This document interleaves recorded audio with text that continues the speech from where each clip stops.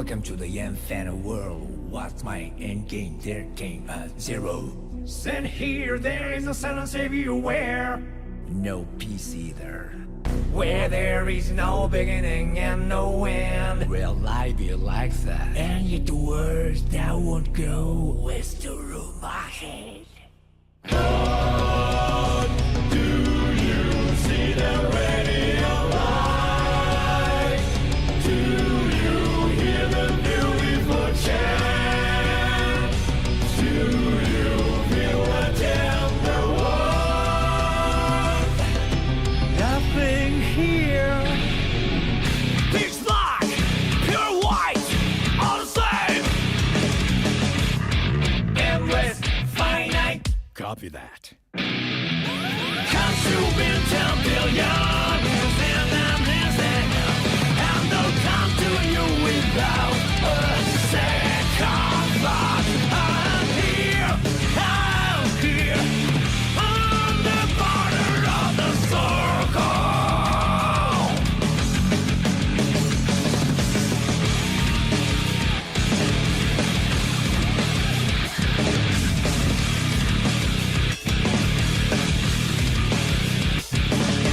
One after the other, over and over again, I watched a new pendulum. Through my left that can reach like that through the wall. But I can't find you with access to the back of my eyelids. Pitch black, pure white, all the same. Endless, finite. Copy that. Consuming 10 billion is in and is in. And they'll come to you without a second thought. I'm here, on the border of the circle. As the 5Ps continue.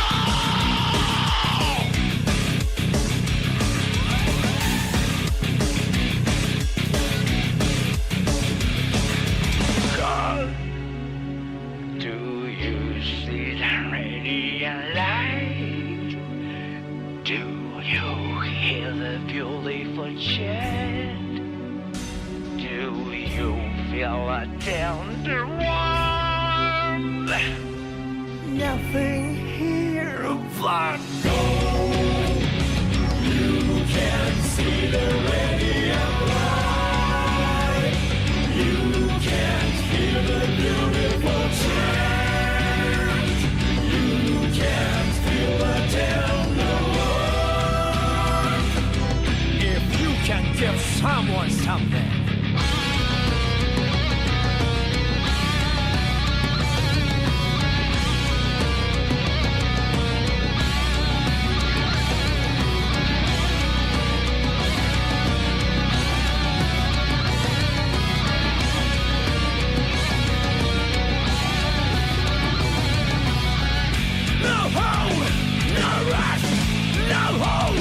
Copy that. I may not be able to make you smile, but I'll never make you cry, even once, never. I struggle to go outside the circle. Consuming 10 billion is in an instant. I'm not come to you without a second thought. I'm here,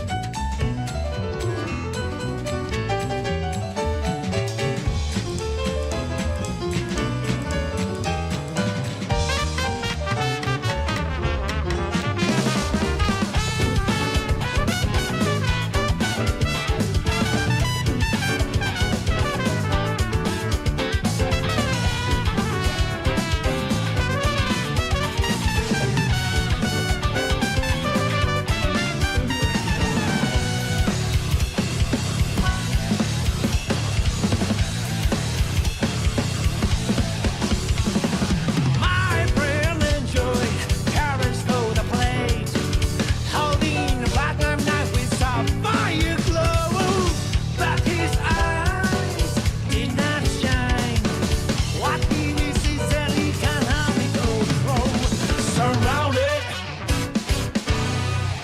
by precious things. My heart turns into stone, heart into stuff.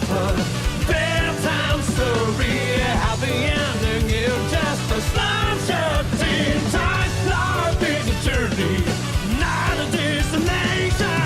Enjoy the ride without down downs.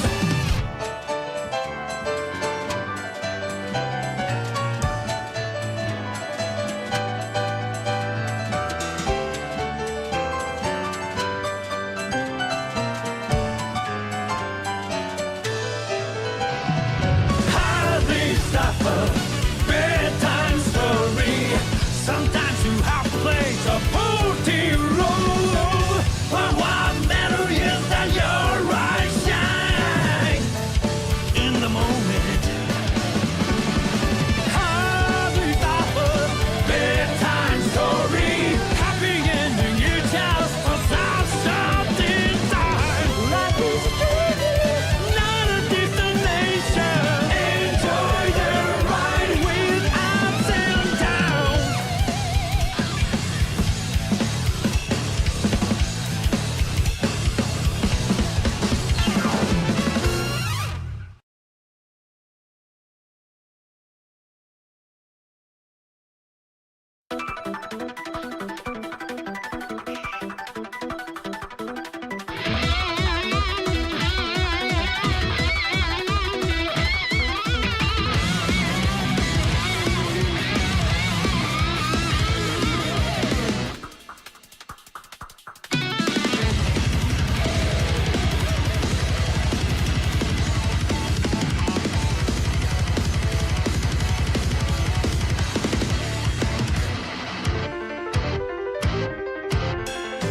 Wisdom, patience, empathy, kindness, serenity, clarity.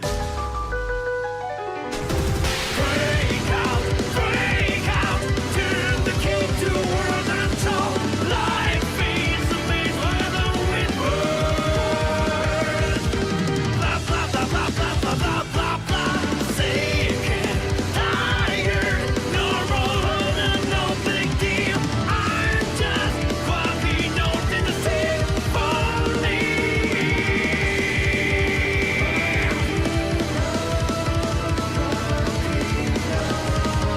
Change your view, change the meaning. Alrighty. Welcome, AC, Postnut, and Hennock, to the 64th episode of the ScurvyRum Show. Woke games and companies are killing gaming. Before we get started, I'm just going to send the link.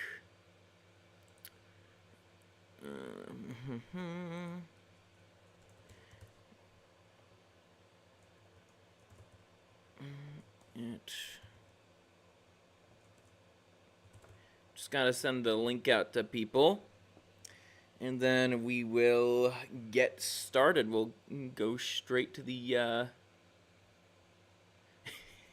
to the itinerary, and then, believe it or not, I actually have an opening segment for tonight. It's been so long, but hey, I don't mind.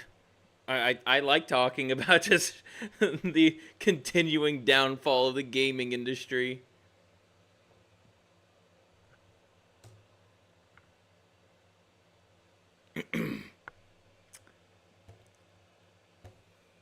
And lastly, oh wait, I got a wrong slide. God damn it, Adeptus, I'm not gonna do a face reveal. Anyways. Let's see, just gonna post this on my Twitter. I'm live. Come take a... The show has just started. Alrighty. I think we're gonna let more people kind of roll foot reveal. Hey, see, I'm an orange. I don't have feet. Anyways, let's already just get straight to the itinerary because we have an opening segment to do. Alrighty, just gotta wait on my phone's end. Alrighty, so tonight on the ScurvyRum show, our main headline is the ongoing collapse of the games industry. That was gonna be the original title, but I decided to make something a bit more clickbaity. Our first video of the night: Sweet Baby Inc. CEO Kim Belair lies and gaslights constantly by the aristocratic utensil. Well, since it's Spoon making the video, you know it's going to be a good one. Our next video, it's going to be a partial watch. Gaming is dying and remakes are killing it by Synthetic Man. Our third video of the night: Project Ethos. More incoming DEI woke Fortnite slop by Smash JT. And our regular cancellation: a good old Alyssa Mercante, Kotaku's whore. That being said, allow me to give a few minute rant about the current state of the video game industry. Oh, where do I even begin? GamerGate 2.0 has been going pretty well, I'd say. I think it's way different than the previous iteration, but I find it funny that this is happening again. And what's funnier is that this is happening at a like sooner to the election. GamerGate 1.0 was in like 2013, so it was like a year after Obama got reelected. But since 2014, the quality of games has just overall gotten worse. Granted, there's a few outliers in there. Some companies too, like Nintendo. But a lot of companies, they just want to suck at the teat of BlackRock and Larry Fink. And that actually does impact the quality of games too, not just on a storytelling level, but there's a reason why it seems like a lot of games these days are just so sanitized, corporate, and just cringe and gay. Like, a lot of the executives, it's like, yeah, they want to make money, obviously, but I also think they're not gamers. I mean, if there were some young, like, executives on there, maybe they'd be gamers. But you have a bunch of old people who are like, "Oh wow, this is really trending. We gotta have a studio, make this slot game that we want to make. And it's not gonna be on the pulse of the market. I mean, just take a look at Concord. Game took forever to develop, and it just turned out to be shit." And yes, I have seen the Pokemon leaks. Funny shit. Did you know the Pokemon getting freaky with the human was actually written by a woman? That's a black pill for you, I bet. Anyways, back to the topic at hand. When you have out-of-touch executives, a bunch of bleeding heart liberal faggots, and, well, the funding of BlackRock, so even if these games flop, they might feel it at their bottom line for a bit, but they're just gonna still be making slop. That's what happens. Just take a look at like some of the games from last year too. Starfield, that game is pretty creatively bankrupt. And hell, even some of the remakes that came out recently that some people praise, but then again, a lot of the casual gamers don't understand like jank, like kind of the importance of jank in older games. Like I'm pretty sure if if you've never played Mario Sunshine before and you play it now, it's like, oh, you're gonna find some things that are jank for sure. For sure. But to but to consider the removal of like jank just for a quote unquote streamlined experience, and well, ultimately to try and reap as much profits as possible. It's like it also does alienate the actual gamers.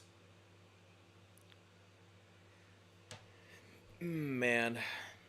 And that's another reason why gaming is just, well, creatively bankrupt. Nobody wants to play woke slop, and the only thing that's somewhat decent that's coming out are remakes to a bunch of timeless classics. And even then, some of those remakes, they don't hold a candle to the original. They just don't. I mean, take a look at Final Fantasy Rebirth, Final Fantasy VII Rebirth. Yeah, remake was the previous one. It's like, why is there so much extra padding that just doesn't need to be there? I like, is it because of quote unquote immersion? I have no idea why. I have a feeling it's just to waste the player's time. Like, that's something else too, the amount of unnecessary padding there is in games. I mean, you remember me watching the video from the Electric Underground about Stellar Blade, right? That game has a shit ton of padding that just doesn't need to be there.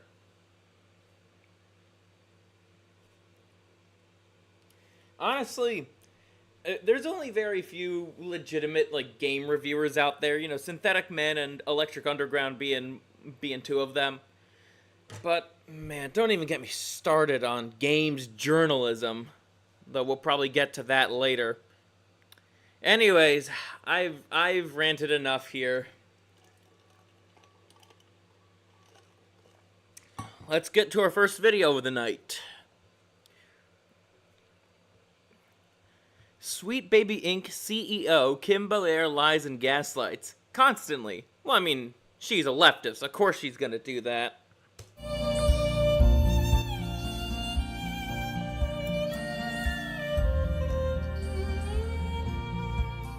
I'm assuming if you've clicked on this video, you're familiar with Kim the Belle and Belair, CEO and purveyor of all things le cringing gay. That is Sweet Baby Inc., the narrative and consultancy company that is a front for political indoctrination, let's not kid ourselves. So she's having some problems, because when you're openly shoving in le cringing gay, people have receipts. Most of those receipts being your own words, it's kind of difficult to feel sorry for you, as you get funding from the state to ruin everything you touch as you essentially become the kiss of death. So she did yet another... On a positive note, more and more companies are starting to absolutely and rightfully distance Sweet Baby Inc. Just like in general, and other consultancy companies, or DEI consultancy companies, I should say. Good on those companies. It's not a good business decision.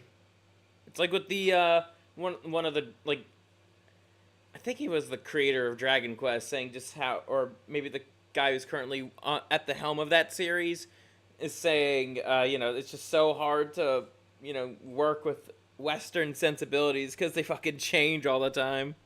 Another conference, the previous one being 5 years ago, and oh, what do you know, both of the videos have their comments disabled. I wonder why.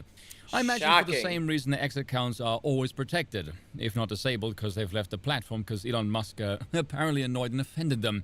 By the way, the channel this is on, GDC, is a joke. I went poking through their metrics just because I'm crazy that way. The last 6 months, they did 48 videos, just shy of 750,000 views.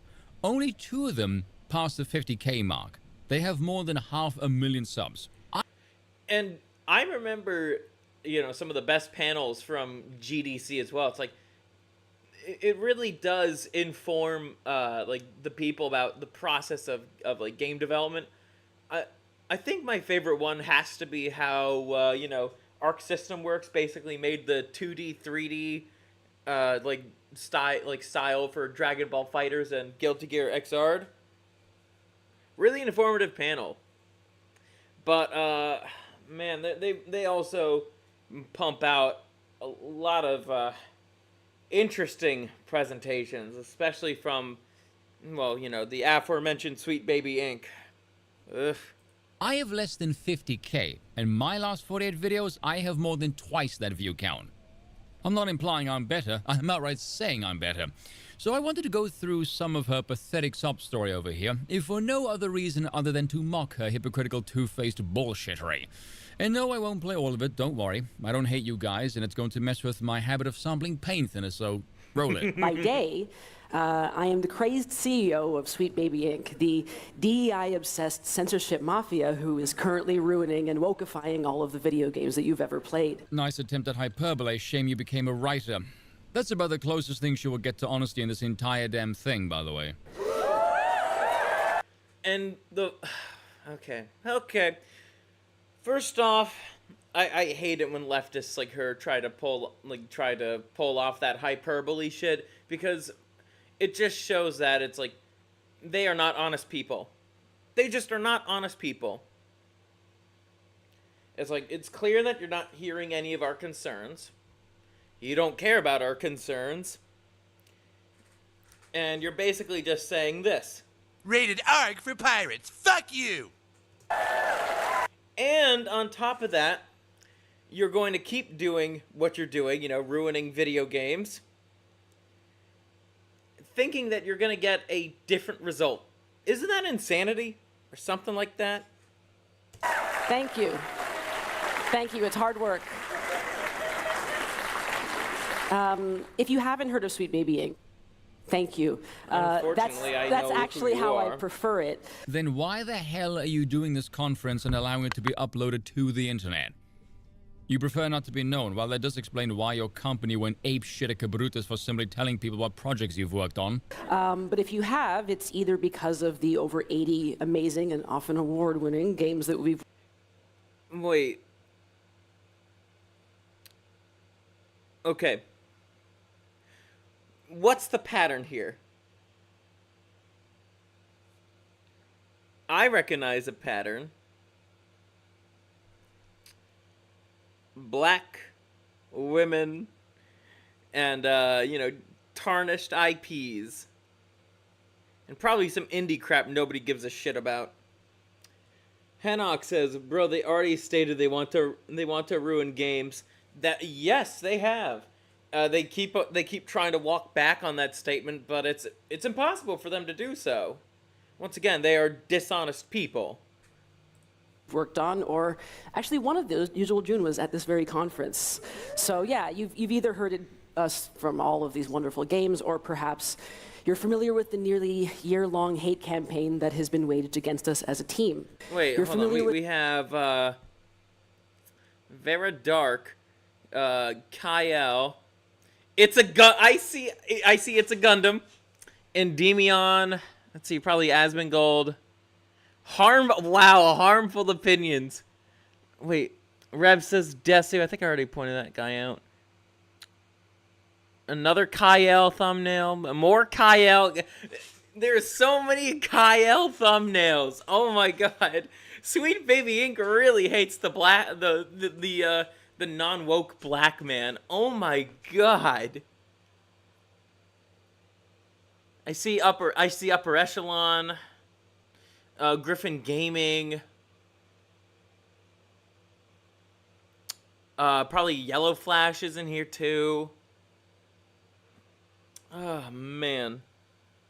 With the nearly year-long hate campaign that has been waged against us as a team. And already what she just said makes no sense. You'd prefer not to be known, but if you were, you'd hope it's for games you've worked on. What else would you be known for? The people who don't like you also know of you, and for the same reason. I wonder if there might be some missing variable here. Unfortunately, today I'm here to talk about that in a talk I'm going Probably. to call What Happens When You Get Harassed? A Sweet Baby Story. Okay, I'll give you all a TLDR. We're an innocent company, and everyone who hates us are far-right supremacists. Seriously, if you want to watch this whole stupid thing, that's basically it.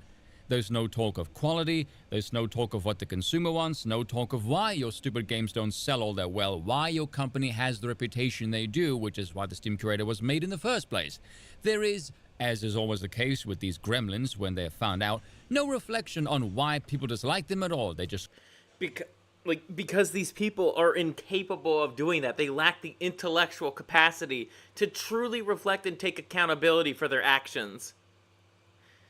It does boil down to IQ, and I can make that argument. Once again, you just have to take a look at how these people act on social media, and you get the perfect picture. Cry victim. What other group have you guys noticed does the same thing? At the time, the industry was kind of responding in the way you might imagine, with a lot of corporate overpromising, but within the writing... Oh wait, I actually got recommended that Gundam video.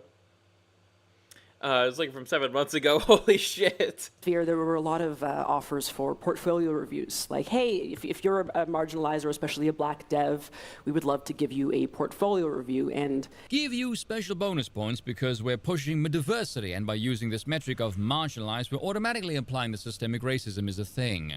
I want to say I love portfolio reviews. It's something that we also do at Sweet Baby for free. So if anybody in the audience right now is looking for a little bit of and your shit's all retarded. Talk about video games, we'd love to do that.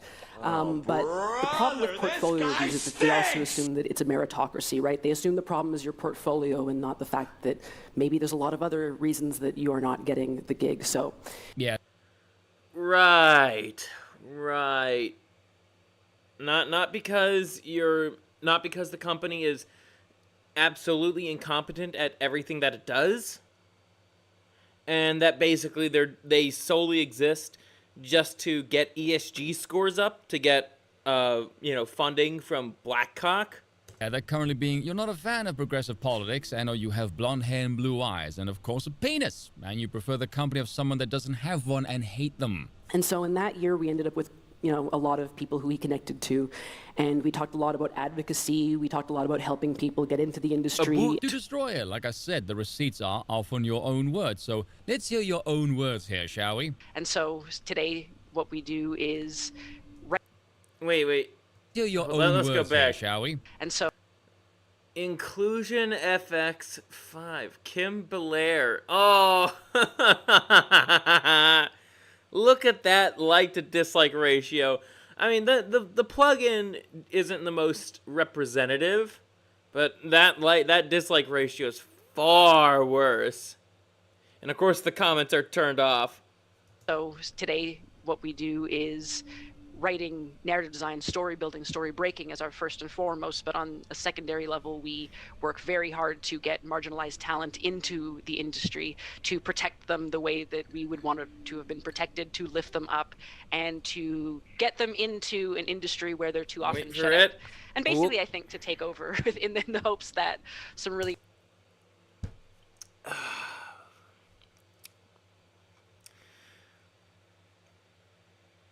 Oh boy. That one didn't age quite so well.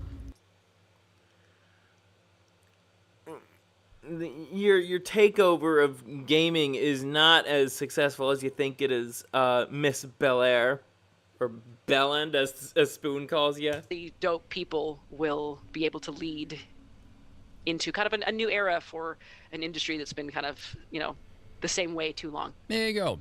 Make no mistake, these types are just evil. They hate Europeans, and they want to remove all Europeans from any new positions of authority and power. And we all know where that goes. We also talked a lot about...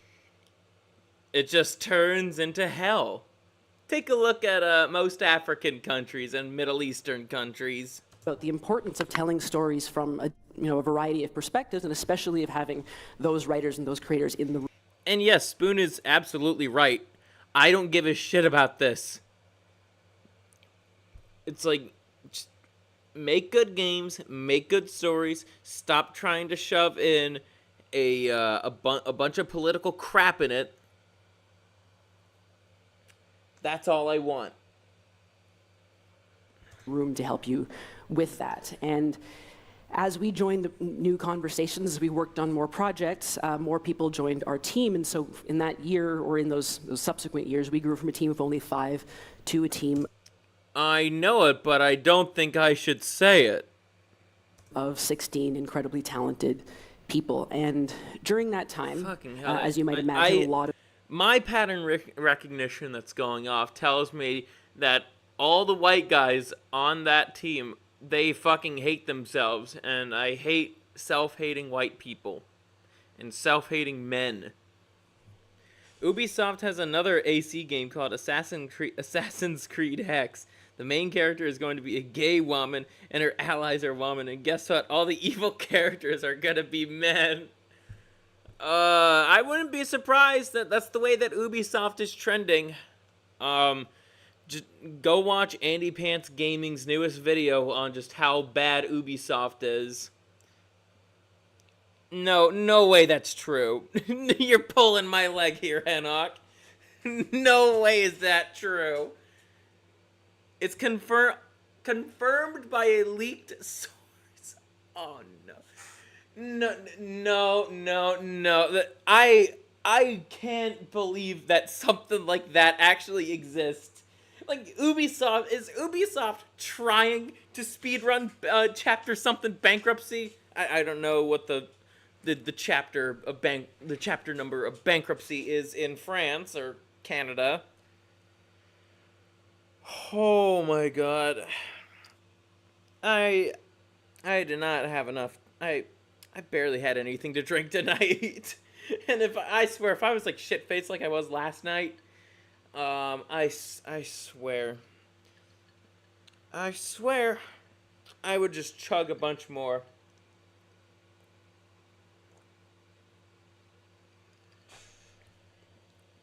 Four years!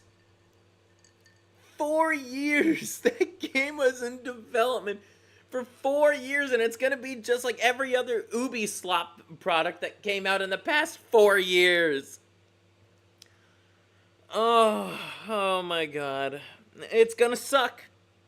It's gonna suck.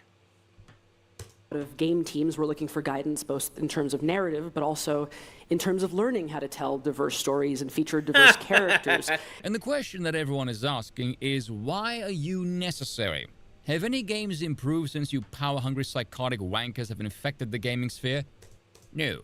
The best years of gaming are well over a decade behind us, and none of your race betting and Weimar Republic level of sexual degeneracy was welcomed or needed then, so why the hell do you exist now? When I was a kid... Honestly, that's a good question that Spoon asked. It's like, everybody's so focused on, like trying to, like, you know, take him down, but they don't really ask themselves, like, what are you doing here, and why are you doing this? It's like, we got to start asking those questions some more, people. Especially the, what are you doing here? We do not need you here. I learned a lot about Carrie Fisher, and beyond her acting career, she was actually a very... Oh, you fucking cunt. Don't bring Carrie Fisher into this. ...respected script doctor in Hollywood. And I remember finding that so fascinating and really, really striking because, quite famously, she was someone who struggled a lot with the eye of fame, but it was so comforting and interesting to hear that in this community of artists and writers, she was deeply respected just for her craft. And if I'm being honest, just as a creative myself, that's all I've really ever wanted. I've never wanted to be known by audiences, really. I have never wanted to be known. Then why are you, like what Spoon said earlier, why are you on this stage then? Why are you doing this presentation? If you didn't want to be fucking known, well, you'd just be churning out woke script after woke script, and you wouldn't be giving a shit about the people who are criticizing you. Known by gamers, certainly, and I've wanted to be... I have wanted to be known by game devs, and writers especially. I want teams and studios and writers and creatives to think of us when they need a hand, when they want that more support. You're 100% correct, Hanok. You are not a creator. You are a destroyer whose sole purpose is to just boost ESG scores for big game companies. I want to be a game dev's game dev, and that's where I hoped it would be, but... You never wanted to be known by gamers, then why the hell are you in the gaming sphere, you elitist asshole? If I'm working in an industry where my handiwork is supposed to help a product sell, I would hope the developers know me and want to work with me because my skills can help make their product successful because the customer likes it. Not because I have alarmingly low levels of self-esteem and desperately seek validation in the hopes that someone fillets my fragile, bloody ego. Never mind your politics, which is completely toxic. You're just an incredibly unlikable person. That is not. Oh, yes, Kim Belair is absolutely unlikable. Absolutely. I've seen a lot of what that chick has to say. She is not likable. Not one bit. No wonder why she can't get a white man for the life of her. Not what happened. Because in October of 2020... And yes, I think in another video, Spoon basically just says, like, yeah, she basically just wants a white man to fucking, give her mixed ethnicity babies. We had about 70 games under our belt at the time, but two of them, two very, very big ones, were about to drop within a week of each other. So on October 23rd, there was Spider-Man 2, and then on October 27th, there was Alan Wake 2, both big AAA games, and we had worked on narrative and character for both of them with literally years of work on Spider-Man 2, and we would finally get to announce them. We were very excited. In retrospect, we were actually like comically excited because we had a couple thousand followers at the time, mostly game devs, and we were like, okay, it's time to stand up and be proud of our work. Wow. This is gonna be really nice. And I remember even thinking... Instead of a team of people for whom this will not be nice, that quote is actually somebody who is completely delusional and fucked in the head. That morning as we made these posts, like, I wonder if anyone's gonna notice that, like, we posted about Spider-Man, we're also posting about Alan Wake. Like, will anyone put it together? Because I think our way of working at Sweet Baby, the kind of, like, teamwork that we do on so many different games is really, really unique. I think it's really cool. I think people will be excited about it and about our craft. Okay. Can someone explain this one to me? If she claims to have no desire to be known by gamers, what exactly is the metric for you to be excited for here if and when your project is finally finished? Nothing! Oh, that whole speech that Kim is giving is just a bunch of nothing. It's basically like a hug box. It's like a hug box to, like, oh my god, the mean gamers, oh my god, the gamers. That's basically what she's doing here. She's, like, minus the actual tears, it's like, this is just a giant circle jerk. Like, that's what GDC is now. It's just a giant circle jerk. If you're only working with people inside your little echo chamber, whose opinion exactly are you looking for here? Are they industry heads? You're gonna find their opinion on Google, are you? Or are you just looking for the likes of IGN to kiss your ass? As you also claim you never wanted to be known. I have no idea what she's talking about. I find it fascinating these people live in this weird echo chamber, yet also the internet exists, and you work in the biggest entertainment sector in the world. I can't imagine how warped their ego must make them. So I decided to do a cheeky Google and see, like, hey, had anyone put that together? The Google went bad. Fucking course people were able to put things together. A lot of high-profile AAA games come out. There is blatant left-wing propaganda in there. And then the release that came out shortly after suffers the same fucking problem. For people with pattern recognition like myself, we are able to at least piece together. Maybe we're not as, savvy into doing research on stuff like this, but we are at least able to put two and two together in the sense that it's like, there probably is some force out there that is purposely fucking up the scripts of these games. That's like pattern recognition 101. I shouldn't have done it because that GDC talk is her way of owning the haters. What a crappy pity party. Yeah, there's no booze that's served at that either. So rather than it is a any shitty pity praise or party. people going, wow, how did you do it? Or just, hey, a narrative development company, what does that mean? I'm really interested. We were instead found by kind of, 4chan and the worst people on. Okay, and if you ever from NeoGaf. Oh yeah, I remember that. And if you ever where's the 4chan quote? You have Reddit, Kiwi Farms, 4chan, but you only have a quote from Reddit, not 4chan or Kiwi Farms. And if you ever thought every modern AAA game feels written by the exact same people, it's because they basically are. Yes, that is true.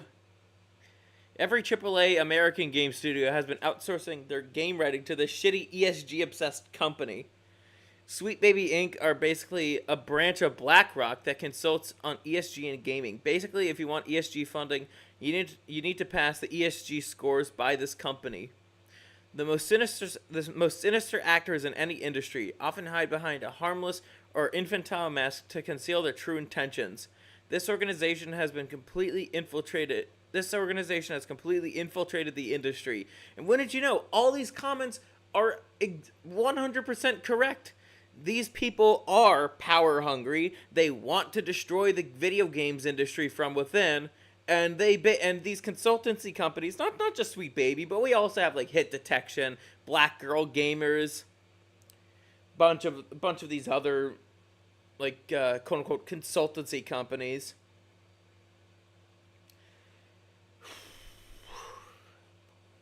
Oh boy, yep. They really just are arms of BlackRock. For once, 4chan and Reddit was right about this dumb slore. Man. And then games journalism, they're also small at this point. Like, they're smaller branches of BlackRock, too. They are out here trying to defend, Sweet Baby Inc. They're higher ups, basically.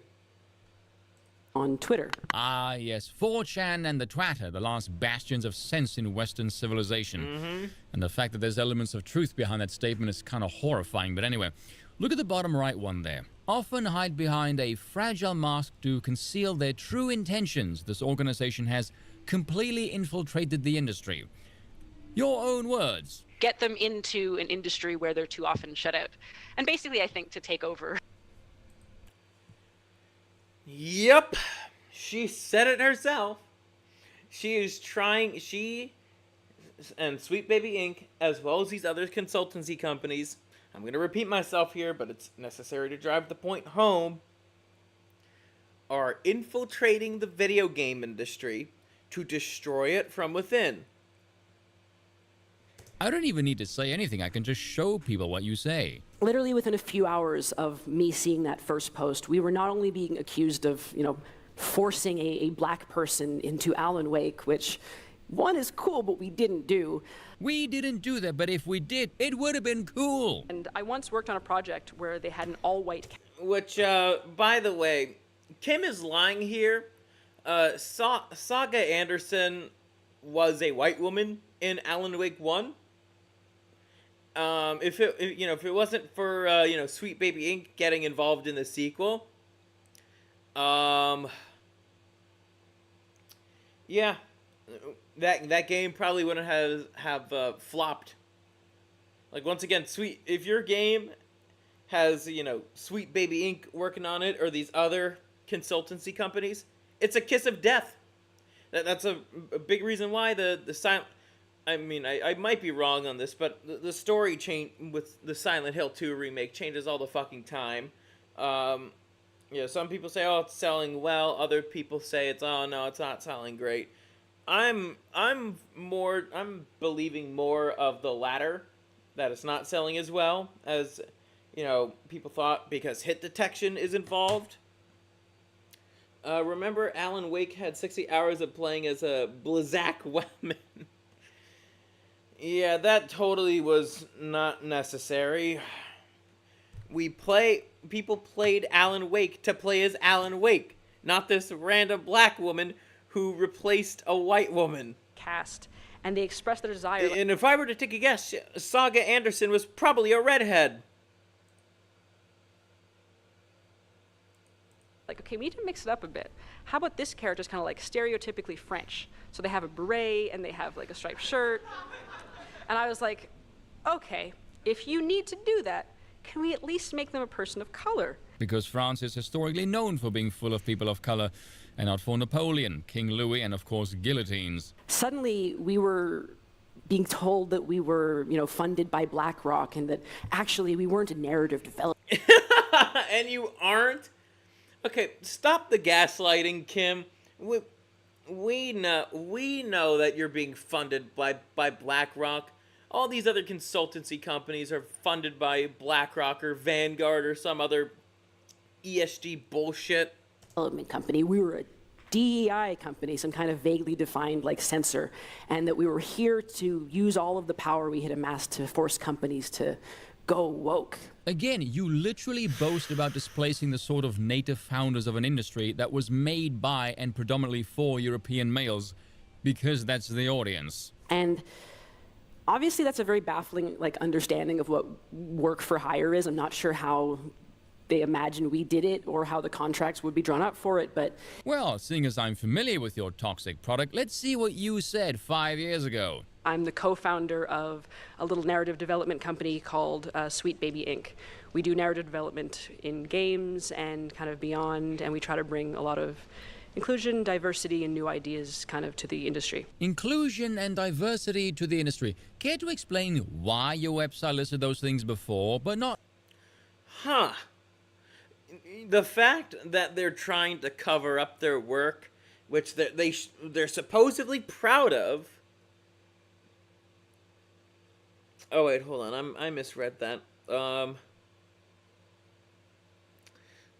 wait, yeah, they changed... I forgot they changed their website to actually have that, the work that they're supposedly proud of doing. Just kind of dialing back the propaganda here. Now they've been scrubbed, and your client list gone. Could it possibly be because you're the insecure losers who have no talent whatsoever, and in a previous civilization you would have been cast aside and forgotten because you don't have the metal to keep up with the rest of the herd? You guys ever seen the beginning of 300? Yeah, they would have been discarded. It kind of didn't. The shadiest part easily has to be the fact that their client list is gone. You would think that working with companies like Rocksteady and Valve and Insomniac, you think they'd be proud to put that stuff up there and flaunt it. But nope, they don't have that client list anymore. Huh. Wonder why that is. Matter because it just kept evolving and spinning out of control, and suddenly the conspiracy was just alive. Told you, you can show their own words to people and they will still always gaslight you and call it a conspiracy. That's me. I'm the CEO. I have issues. Okay. The CEO of Sweet Baby is all fucked up. Shout out to Harmful Opinions, by the way, because that clip was from the video she just referenced. At best, the nicest thing you would see in some of these spaces was that we were a punchline. But any defenders... You are a punchline. You abso-fucking-lutely are a punchline. I've seen so many jokes about, and once again, the whole South Park Panderverse special was about faggots like you. I have seen... You are the butt of so many jokes. And rightfully so. You've earned that position. If there is one thing that Sweet Baby Inc. and all these other consultancy companies have earned through their merit, it's the title of punching bag and butt of the joke. Were really, really shouted down quite quickly, and based more of it, make them feel unwelcomed. Yes. We are not a space of inclusivity. We are very much spaces of exclusivity. Your place is earned, not given. In moments when this movement couldn't... I'm going to repeat myself again, but once again, the place that they've earned is a laughing stock. Let me reiterate that. A laughing stock. dig up like another reason to attack us, they would just kind of move on to other groups who they perceive to be like us. All while, doing the work of erasing all of those people's and our actual jobs and interest. Good. Again, more of it. Just because you do a job does not mean it's desired or valid. I know this is frame-breaking to you people. And papering over it with kind of, that rallying cry of far-right supremacy, DEI. We do narrative development in games. Far-right supremacy? What?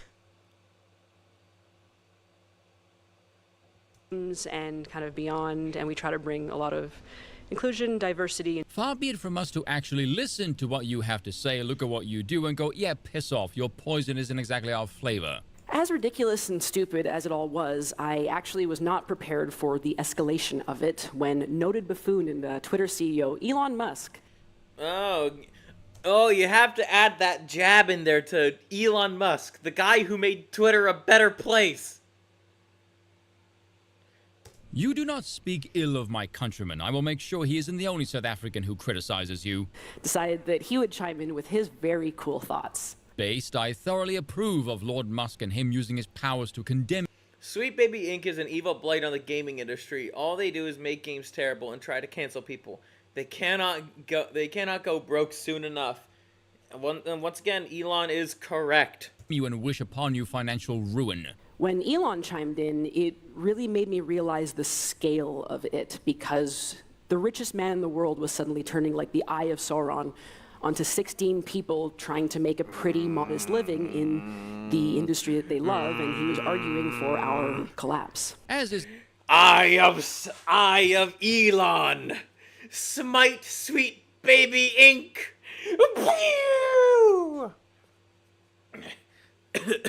Sorry about that. The case with all leftists, narcissism is their default state of being. There will be no self-reflection whatsoever, and as usual, they will play the victim card, even as they rid their own website of the values they once championed, and openly tell you their goal is to purge your kind from the industry, all the while never being known to the consumer. You know, Oren McIntyre often says you never hate journalists enough. I do believe you and the journalists share something in common. More specifically, I am so sick of that stupid bitch! Blabbing prissy little skank! What happened during all of this, if I can kind of dig down into this review, is, we lost our voice. And we didn't just lose our voice as a collective, we lost our voices individually because people on our team were either hounded off of social media. What the hell is this? They get attacked so consistently that it just becomes frustrating to use. It's not enjoyable to hop on anywhere and get that wave of hate, so... And yet your entire profession consists of shoving in incredibly divisive, unwelcome piles of wank that pisses off the overwhelming majority of consumers. I will go on record as saying, naturally within the bounds of the law, I have to say this for legal reasons, by the way, very little, if any, animosity you receive is not justified. And I base this purely on your insufferable arrogance, unbearable entitlement, and complete inability to self-reflect in any capacity whatsoever. We are doing something good. We are writers and designers of tremendous skill and tremendous experience. Tremendous skill and tremendous experience. Like, how are you skilled writers if you're like, oh, let's just put a pride flag here? And gay this and gay that. Oh, this character is trans now. Black woman, add a black woman here. Experience, and we've never censored anything, nor have we ever wanted to. Frankly, if you really want my opinion, I think largely games could be hornier. I think they should be darker. I think they should be stranger. Notice the phrase better is not listed there. I wonder why. If you're people of tremendous skill, why don't you show your client list? Why don't you show your staff and what each of them have worked on? If you're so skilled and you have tremendous writers, why did your staff go apeshit Brutus for the Steam Curator, showing what your company worked on? Aren't you proud of your work? Do tell, because there's a lot of details that don't exactly add up here. Diversity in narrative makes... And about the whole, Sweet Baby Inc. detected curator list... Yeah, what Chris Kindred did, unjustifiable. And, the other staff at Sweet Baby Inc. trying to harass and, get him banned on Steam. Totally sane, that's totally sane and logical right there. things more intense. I'm being sarcastic. It can make it more visceral and more real. It doesn't have to always make something more wholesome or softer. No, it doesn't. All you just did was try and apply qualities to slogans in the most vacuous way possible. You may as well have just said ice cream in a shoebox makes your running creamier. Those things are utterly unrelated. What happens when you get harassed is it doesn't matter what you believe. No. The reason why you got backlash is precisely because of what you believe and do. My word, the level of gaslighting here should be a damn war crime. What's also frustrating is that it doesn't matter what they believe either. Is this before? Okay. I have heard this, I'm trying to remember the word. About how we're supposed to perceive reality. You know, it's like the opposite of, like, you know, that there's objective truth and objective reality. I forget the word, but that's what these people are basically preaching, that we all live in our own little realities, when it's like, no, that's not the case. Or we hear from your own mouth, or after you call us all far-right supremacists. Do tell. Because so much of this campaign is just misinformation. It's assumptions and lies about who we are, what we do. Of course they're not capable of honesty. They're leftists. And what we want. And just terrify them with the possibility of what's going to happen if they don't give you what you want. Can we at least make them a person of color? And basically, I think to take over in the hopes that some really dope people will be able to lead into kind of a new era for an industry that's been kind of, you know... Sounds like the words from a tyrant. And Kim Belair wants to be that tyrant. Sweet Baby Inc. 16 random faggots want to control the video game industry. The same way too long. No, it's listening to you, looking at what you do and going fuck off. It's literally that simple. There's nothing more to it than that. Yeah, there's definitely no coercion or threats there at all. It's not misinformation when you're the one who admitted to wanting to ruin the gaming industry. That's the other thing that happens, Correct. right? They take away your power in some ways, but they also ascribe to you this enormous power. They will claim that you are rich, that you are backed by, you know, shadowy cabals, government orgs. You are backed by Jews. If that's what you're implying, you are. They claim you have the ability to force their favorite studios to bend. Notice she never denied any of this, just called you crazy for thinking that such a thing is a possibility. Into your whim. And just terrify them with the possibility of what's going to happen if they don't give you what you want. Yeah, there's definitely no coercion or threats there at all. Rather than the truth, which is that studios and teams hire us to make stories better. Not woker, but actually better. Then give us a single metric by which you can quantify said better. Because no one that's liked by the customer base needs to purge who they've worked with or gets upset when a consumer tells other consumers you've worked on a product, if you indeed make things better. And believe me, for so many reasons, and I've given many here, I'm not going to do that. Hey, you guys in the comment section, is there some reasons why this one is not to be trusted? The rest of this is just pointless whining anyway, so cheers for watching, and once again, I apologize for nothing. The key to making gaming a success can be summed up with 2 letters. XY. Yep. There's a reason why Twitter is a much better place now under Elon than it was under Jack Dorsey or that random Pajit. It's because it's mostly men who work at Twitter now. Guys who are actually qualified for the position, so it's not just a bunch of random black people. It's whites, Asians, and some Indians. Stop the cap. You ruined Assassin's Creed, Tom Clancy, God of War Ragnarok, Star Wars, and the list goes on. The list goes on. Here, before we get to our next video, I am going to get a drink. I kind of drank a lot of actually no, I had a whole glass because Kim Belair is an insufferable bellend. Holy shit. Holy shit. Gaming is dying. Sheffo says you gonna make me buzz. I should have that as a button.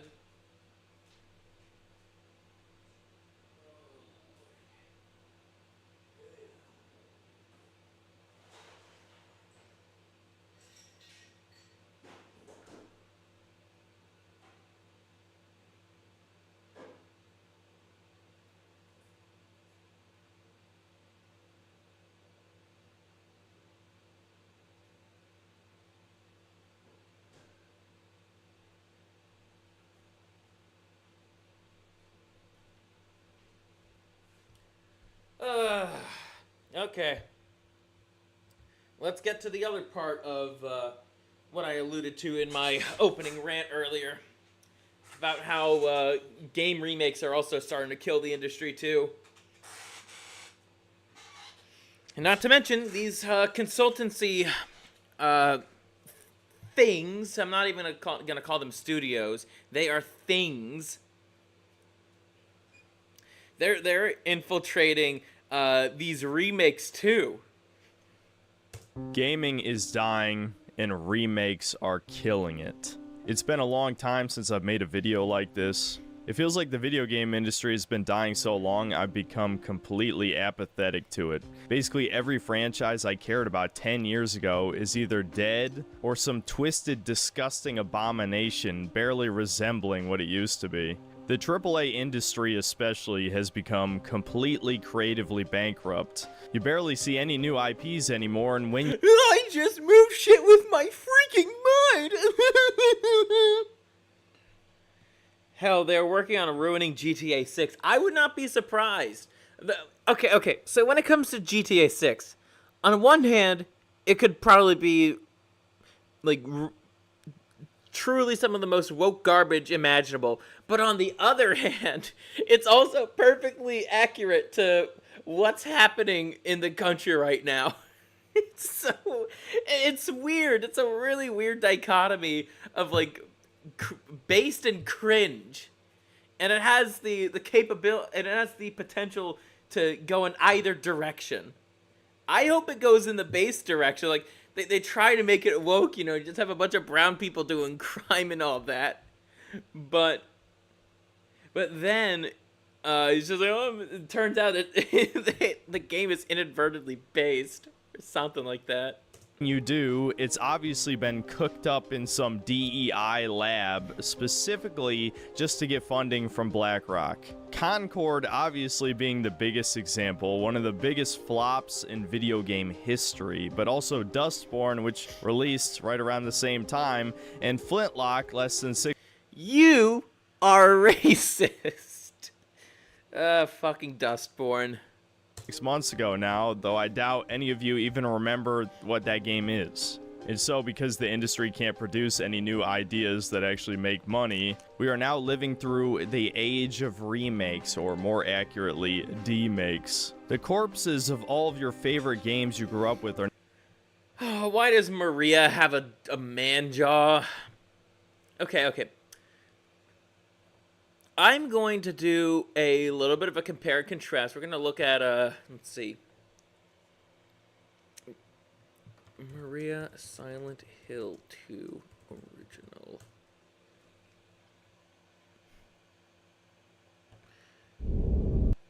Yeah, we're going to look at a cutscene. We're going to look at a cutscene real quick. We're going to Mary?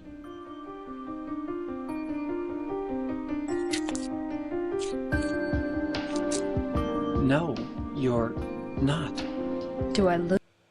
I mean, hey, I don't... Honestly, I'm in agreement with Synthetic Man here. The old voice cast is far better than the new one. Look like your girlfriend?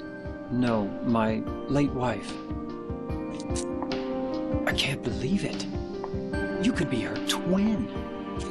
Your face, your voice, just your hair and clothes are different. My name is Maria. I don't look like a ghost, do I? Maria actually looks like a woman here. See? Feel how warm I am? You're really not Mary. I told you, I'm Maria. Sorry. I was confused. Where are you going? I'm looking for Mary. Have you seen her? Didn't you say she died? Oh yeah, 3 years ago. But I got a letter from her. She says she was waiting in our special place. And that's here? Anyway, I haven't seen her. Is this your only special place?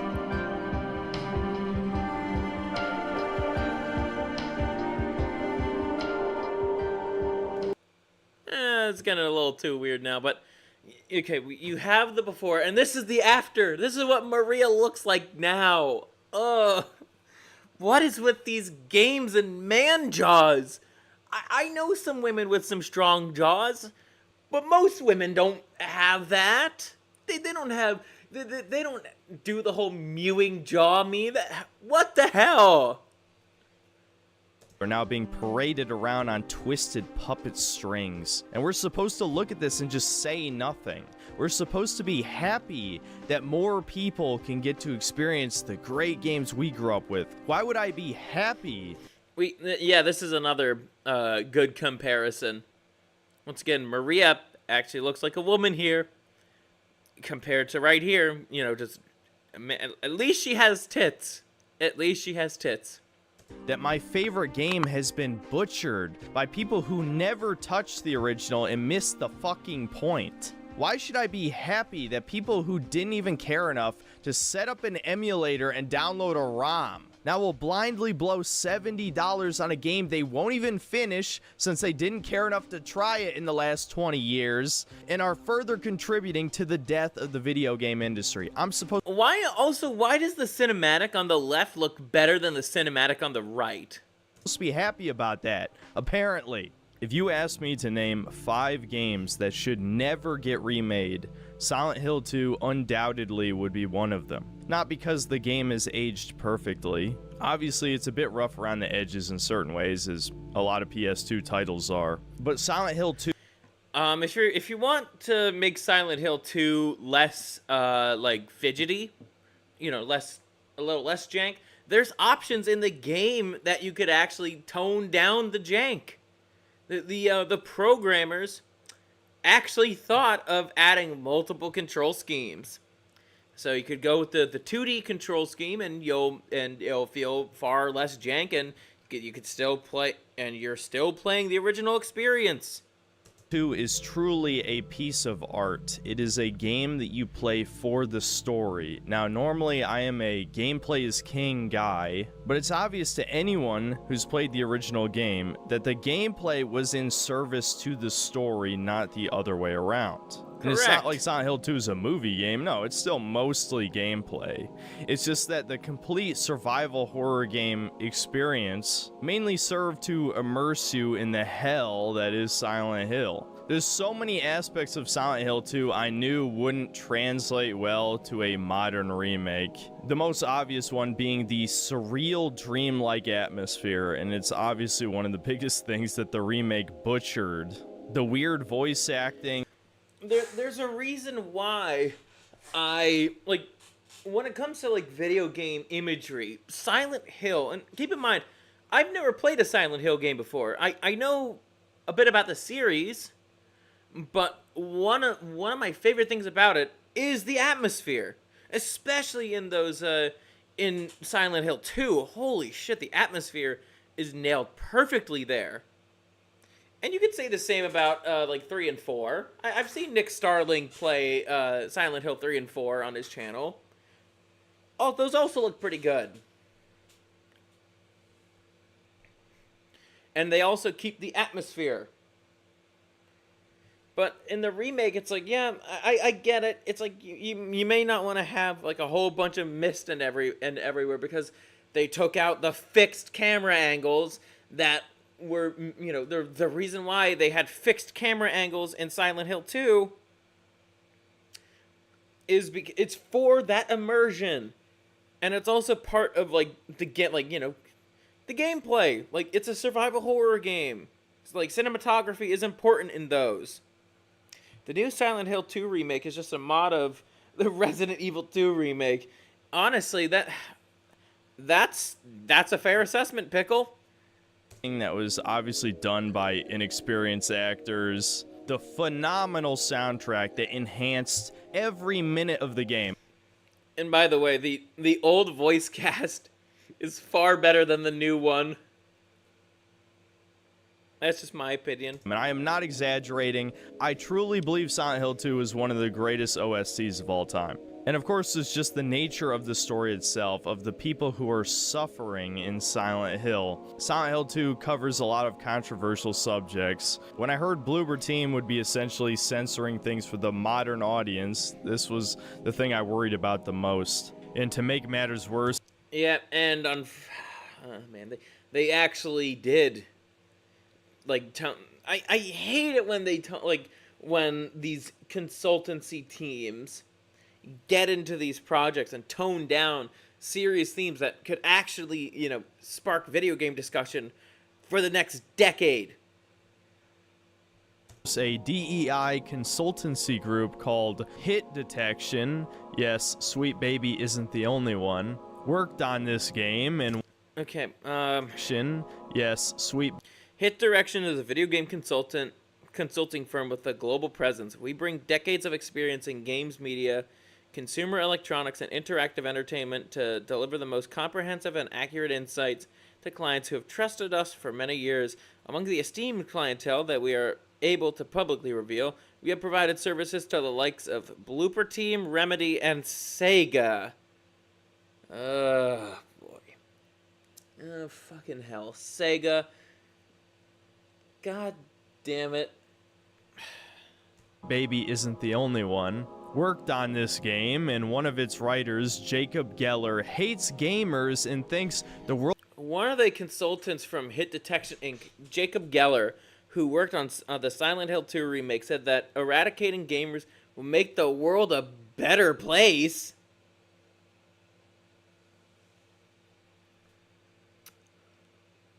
Oh, lordy.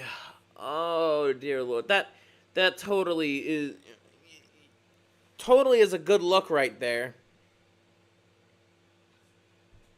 The world would be a better place if we all died. Is it any wonder why Angela looks like Mulder from X-Files? And Maria has a giant fucking man jaw that puts James to shame. A YouTuber I used to watch years ago called The Gaming Brit Show recently made a video talking about how horrible this remake culture is, and the video is fantastic. Yeah, the Electric Underground also has a really good video on that topic.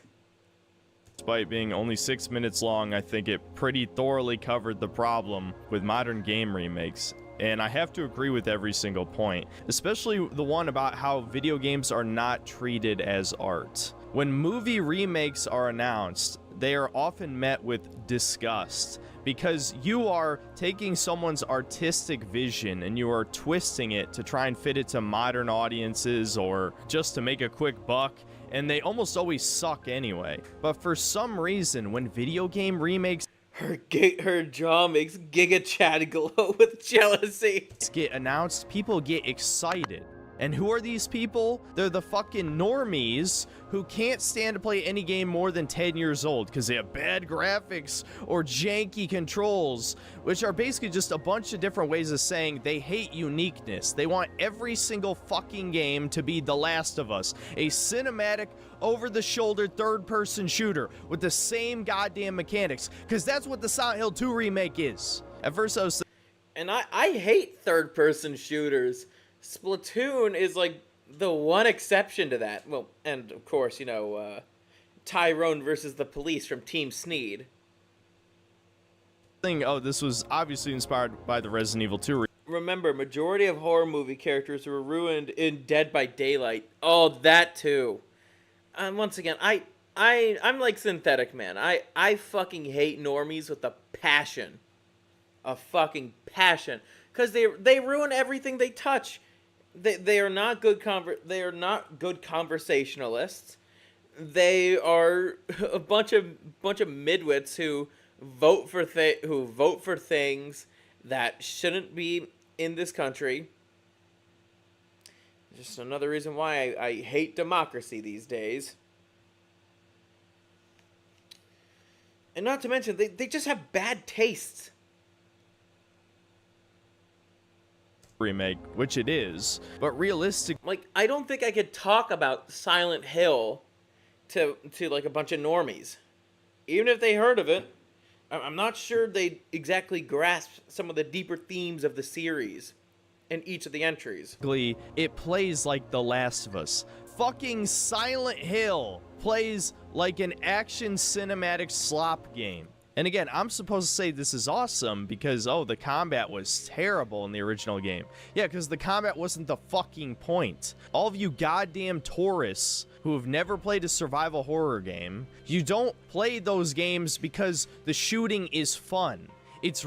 Then also, I remember seeing the Electric Underground's video on the Resident Evil 4 remake, and I knew that as soon as I heard, like, Leon can now shoot while moving. Good grief. Good fucking grief. Why? Why is that there? Resource management. And the tank controls are janky on purpose is to make the player feel weak so that you're afraid. Past the 2-hour mark. I think when listening to this originally, I said to myself, it's like, you know, not every game needs to be a fucking power fantasy. Like, you know, for the Dooms and for the Dooms in the world, it's like, yes, that is a perfect game. Like, if you want to enact a power fantasy. But Silent Hill and, like, survival horror and psychological horror games in general, it's like, no, the point is that you feel weak. You're going up against, like, you know, horrific monsters. Like, you're supposed to feel weak. Like, you're not supposed to be this guy who's able to just, like, you know, like, be... Not every protagonist needs to be fucking Doom guy. And I'm not trying to shit on Doom here. I love Doom. But it just doesn't make sense.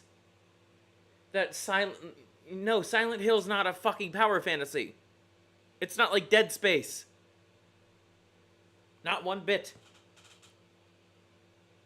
Soma was another good psychological horror game. Huh, interesting. I was never scared again in the Silent Hill 2 remake because you fight the same 3 goddamn enemy types for the entire fucking game. I killed almost 300 enemies in Silent Hill 2.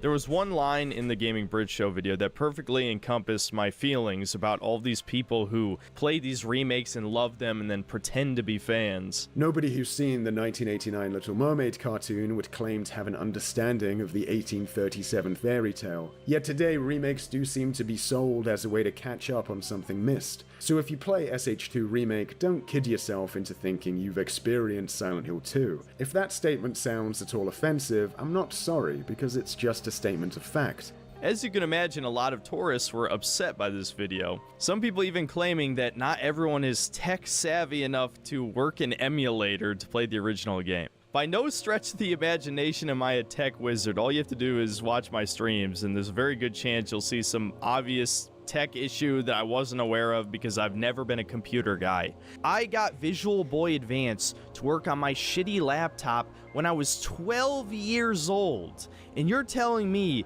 grown-ass men and women can't spend 5 minutes learning how to use an emulator? Then the truth is, It took me barely any time at all to get Dolphin set up. No problems. I had to fiddle with, you know, some controller settings here and there for Super Mario Eclipse, so I could actually, you know, spray around, you know, while running as Flood, you know, as Mario, I should say, using Flood. But seriously, the good emulators try to make the setup as easy as possible, like Dolphin. You just don't care, okay? So if you don't care... But, Synthetic Man, I want to give corporations more money to make subpar products. About these games, about these franchises, why are you trying so hard to fit in? Why are you arguing with people who actually do care about these franchises? There's been a lot of gaslighting over the past 10 years about whether or not people were bullied for liking video games. Well, let me tell you, I absolutely was an outcast. Up until I was around 14 or 15 years old, nobody in I know around, at least where I grew up, I know video games are actually respected. Then again, Synthetic Man is, like, older than me, so My school talked about video games except for the nerds. And while I was certainly never shoved into any locker or whatever cliche 80s movie BS, I can tell you for a fact people didn't like me. And then by the time I graduated high school, everyone was playing video games. Of course, it was the generic normie slop like Call of Duty or Assassin's Creed, but the point still stands. The same people who thought when I was in high school, like, I don't think people weren't overtly giving me shit for playing World of Warcraft, but I've certainly got the looks. I've certainly got those looks for, you know, playing World of Warcraft, even in college. Even in college. It wasn't until I started, like, hitting the gym a bit more consistently where people stopped giving me that fucking look. You know, whenever I mentioned that I play of course you guys know I used to play World of Warcraft. I don't anymore. But when I was playing and I mentioned that to people, it was like, now it's like, oh, that's cool, I guess. Still, we're being a bit passive-aggressive. But holy shit. You could only talk about certain video games. You can't talk about games that you're actually interested in. You have to be in that fucking herd mentality of Call of Duty, a bunch of normie slop like Synthetic Man mentioned. You're only allowed to like that. Can't like Nintendo games. You're not gonna get bullied for, liking Pokemon in high school. But I was like, I couldn't really talk about Nintendo games much, and I fucking love those. I fucking love Nintendo games. I could do that now, no problems. Like that stopped in like when I was in college. I was a weirdo for talking about video games all the time. Now desperately want to be included in our club. And it's fucking pathetic. Fuck 'em. The sad fact of the matter is that we are vastly outnumbered and have been for about a decade at this point. All you have to do is take a look at any of my numerous hot take videos, which are me just giving my honest opinion. I think most modern AAA games are overrated by both critics and audiences alike, though I suspect a lot of that audience is simply following whatever their favorite e-celeb. Baldur's Gate 3. I've never played that, never will. I'm thoroughly convinced not to play Baldur's Gate 3. Like, me and my friend Sheffa, we've had like talks about this too, and it's just like it's trying to be too much like a tabletop RPG. Like, and this is about the gameplay alone. I don't even want to touch the story with the 10-foot pole because it's bad, like really bad. But in terms of a game, it's trying to be more like a tabletop RPG rather than a video game. Just because it takes place in the Dungeons and Dragons universe doesn't fucking mean it has to play like a tabletop RPG. Is telling them to think. Not to mention the untold amount of political activists that get upset every time I point out the propaganda people like them are putting in video games. Now, in spite of what I just said, although hardcore gamers are an extreme minority, it's obvious given all of the woke game bombs this year, especially Concord being the biggest example of all time, that normie gamers aren't tolerating progressive ideology shoved into video games, at least not when it's incredibly blatant and obvious. But for one reason or another, I don't know if it's just because these people aren't smart enough, or they don't care to look for the signs, or they just turned off the pattern recognition parts of their brain, they can't seem to notice when there is subliminal messaging or censorship. And I think this Silent Hill 2 remake is a perfect example of that. It's just close enough to the original that even fans of the game, I say fans in quote, the super fans obviously could dissect this to pieces, and I'm going to be doing a bit of that myself in this video. But to the we're not going to be going over the the gameplay stuff. We're definitely going to be going over the censorship part and the Angela section. Because oh boy, Angela really got screwed over. Casual fan who only ever played the game like one time 20 years ago, this seems like at least a semi-faithful remake, ugly women aside. And that's exactly the point of this remake, to be just close enough to the original that if you squint, it's like nothing changed except the gameplay. The truth is, this remake is not being made for the fans, it's being made for this new modern audience that doesn't exist, and for the normie casual gamer who never I love how we started using the term like modern audience. I find that so funny. What game is it? Asks Denathrius. Synthetic Man is talking about the Silent Hill 2 remake. As I was saying, what was I saying again? Oh yeah, the modern audience. Basically yeah, like what you said, Hanok, they basically are talking about the faggots who don't even play the games. These people aren't going to be playing Silent Hill 2. They're definitely not going to be playing the original. They're also not going to be playing this remake. All they do, they are literal Twitter addicts. They just sit all day on Twitter, like complaining about games that they'll never play nor want to play. That's their sole job. And these people also don't want to be paid by Elon to do so. It's so funny. Leftists are so funny. And then again, they don't really have any principles, and they're also really low IQ, so... actually gave a fuck about the game, who probably watched a YouTube walkthrough like a decade ago, or listened to their favorite E-celeb talk about it and how much they loved it, and were excited to play it without all those icky, janky controls. There's this great meme passed around years ago that describes this situation perfectly. Earthbound fan excited to play the game for the first time. Now tell me that isn't the same fucking thing as this. Silent Hill 2 fan excited to play it for the first time. I could say the same thing about the Troons who have infiltrated the Guilty Gear community. Huge Guilty Gear Strive Troon fan excited to play Bridget for the first time. Now they get their ass kicked by me.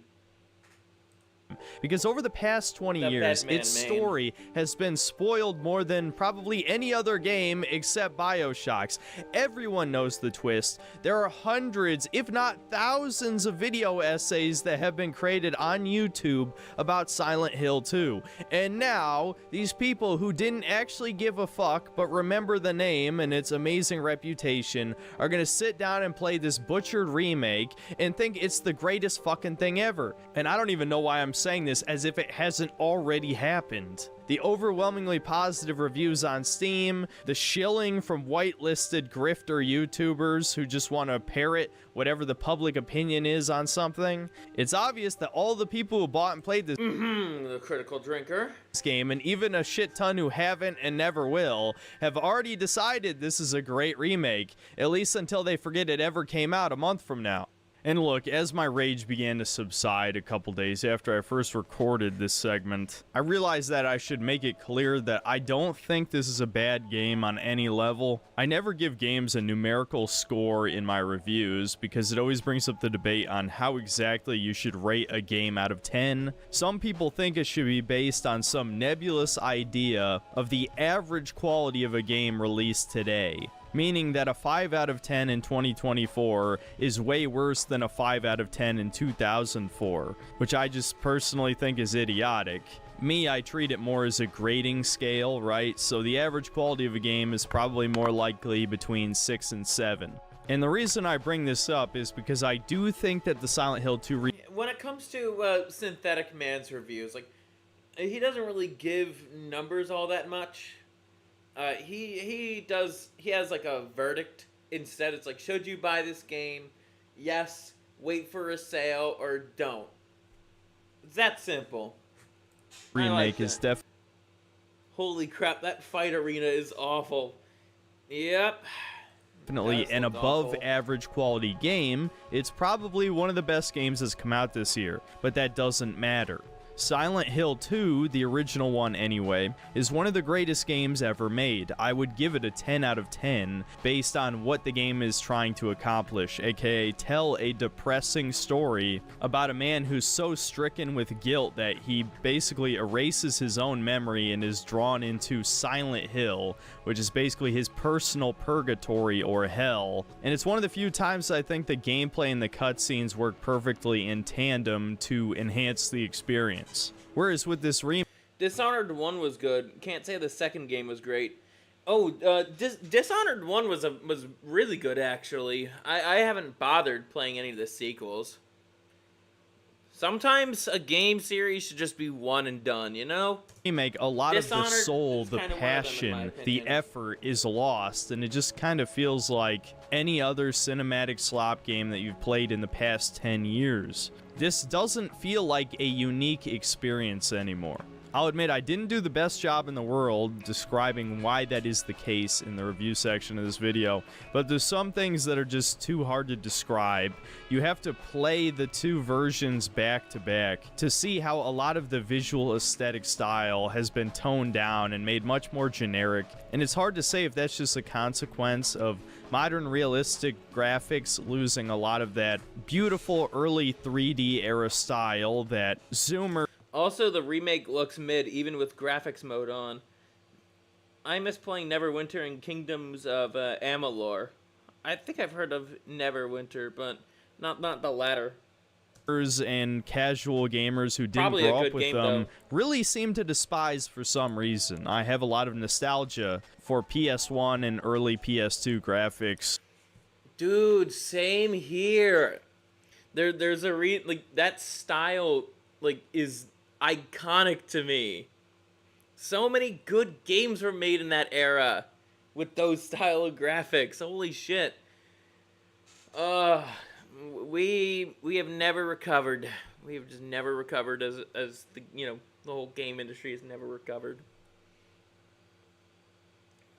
My friend played Neverwinter. It was 100% OG.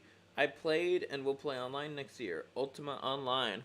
Interesting. And I think Silent Hill 2 absolutely made the most out of those limitations. However, again, I'm not going to praise the remake very much in this review, but I do think it is a perfectly competent game. The reason that there's so much rage in this video is because there are people seriously trying to claim that they played the original and think this is the better game. If you sincerely believe that, you were never a Silent Hill 2 fan. So yeah, if I was being completely honest, if this was ever pretending to be a fair review at any point, I'd probably give this a 7.5. But am I supposed to praise a remake that took a 10 out of 10 game and downgraded it to a 7.5 so that the masses could enjoy it? Hell no. This remake shouldn't. Yes, eat your play your goy slop, fellas. Yes, we like to dumb down masterpieces of gaming. We like to do that so the normies can feed. Even exist. But yeah, I just want to make it clear, I don't think this is bad for those of you who think just because I dunk on this game the entire review, that means I think it's dog shit. No, it's not dog shit, but it is a demake. That's the point. And before I ramble on about this for another 15 minutes, let me just make one thing clear for all of you tourists from Reddit, Twitter, Discord, etc., etc. If you haven't played the original Silent Hill 2, your opinion doesn't fucking matter. Nothing you have to say about the story of Silent Hill 2 matters. So just save your retarded ass comment. Not that any of you idiots are even going to watch this far in the video anyway. You just watch. Okay, so the thing is, when it comes to Angela and why her new design, quote unquote, pisses so many people off, it's because it's just not realistic. It's just not realistic. Watch some clip that was spread around on Twitter and then write the gayest comment I've ever read in my life and think that's some kind of gotcha. Look, I know you're not watching the video. My fans. Yeah, I also responded to some faggot saying that. I was like, oh, wow. people are just learning about Synthetic Man's dry sense of humor. And yeah, I got some pushback on it from a bunch of idiots. That was fun, though. No, you're not watching the video. You're wasting your time. But thanks for the engagement, idiots. These remakes can never truly replace the original. As much as the powers that be would love this to be the new reality, it never will be. These people will never be Silent Hill fans. So first off, I am going to cover the supposed only benefit of this remake. Alrighty, so let's skip to the censorship section. Now let's move on to something that's less subjective. Let's talk about... Oh my god, Chud. Why do you want the grape victim to be hot? No, Soy Man. She should just look normal. Like, if you compare Angela's design in the original to how she looks like now, she does, like... Angela in the original Silent Hill 2, her design, like, she looks, like, disheveled. Like, you know... what's that word? A little emaciated, but that is a possible effect of, being sexually assaulted for so long can do. You're not really thinking about, like, eating. You might not look, that healthy, even if you're thin. But in the remake, she just looks weird. She just looks really weird. Like, she just looks a little frazzled. Not like, the incident just made her look a little frazzled. Not like, somebody who's still really reeling from the trauma. About censorship, because there's been a hell of a lot of gaslighting going on over the past week. A lot of people claiming that nothing has been censored when that is just objectively false. So we're just going to start off with the best example of this, the cutscene right before the first Pyramid Head battle.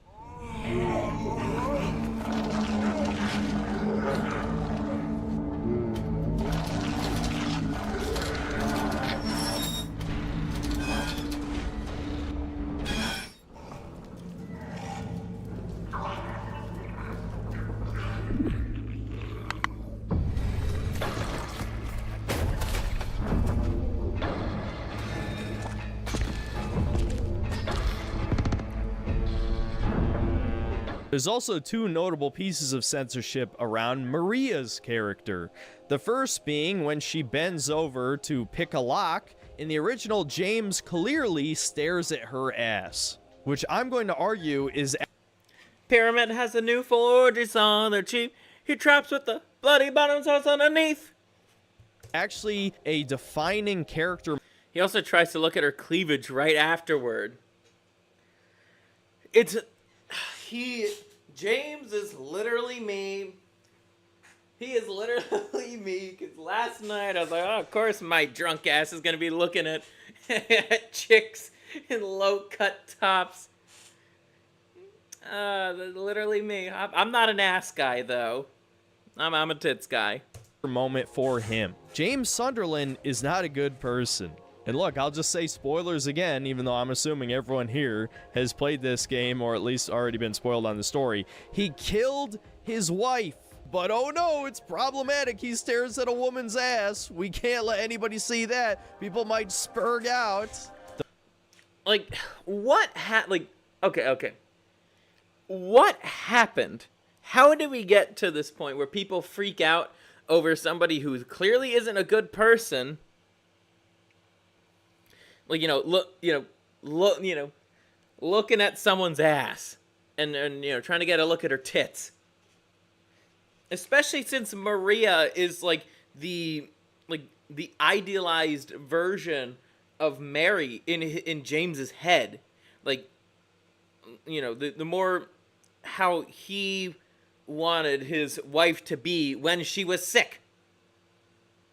Sometimes Minecrafting your significant other is acceptable behavior. The monsters in Silent Hill 2 are sexual for a reason. They represent parts of his psyche. James is basically a coomer. So yes, him staring at Maria's ass is an important character moment that they removed. Now let's talk about a gameplay element that they censored.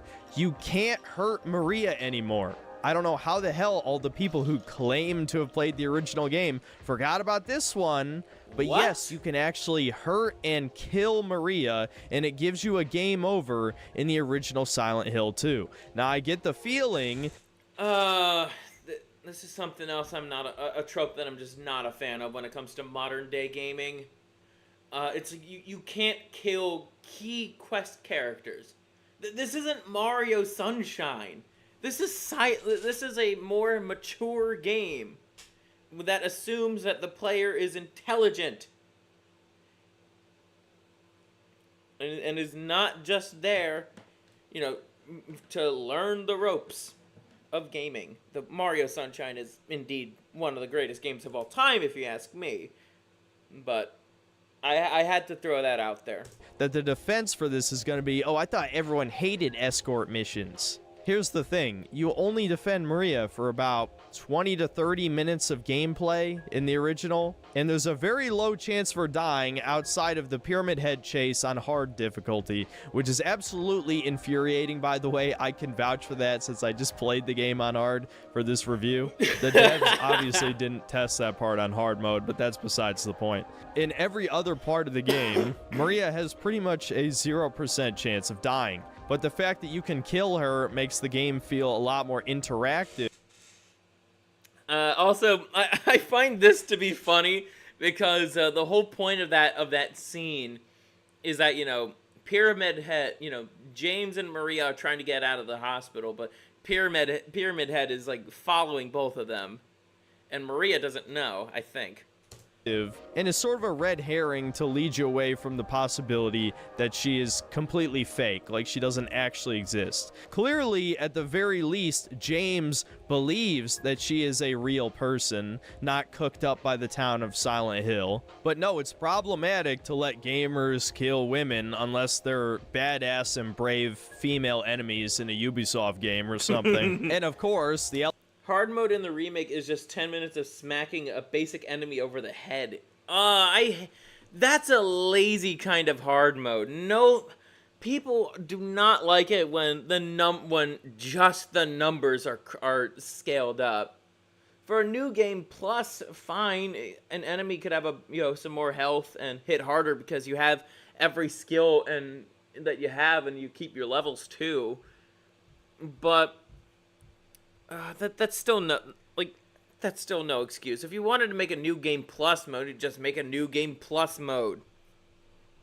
Elephant in the room, talking about Maria, is her costume. It's obviously less sexual than the original, and they even show off the original costume when you visit a motel as wow, that's such lazy game design. That's Blizzard levels of game design right there. I'm gonna get me some more booze.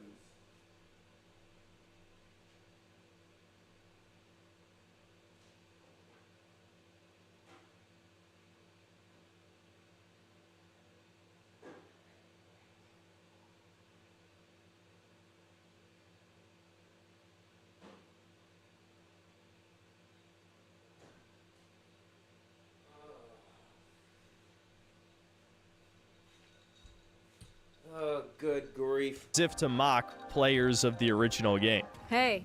Number scaling is mostly for fags. So I play most games on easy or fucking impossible. Damn, post nut. Let's see. Yeah, I generally go with normal mode. If I genuinely don't have time to play a game on hard, I'll play a game on easy.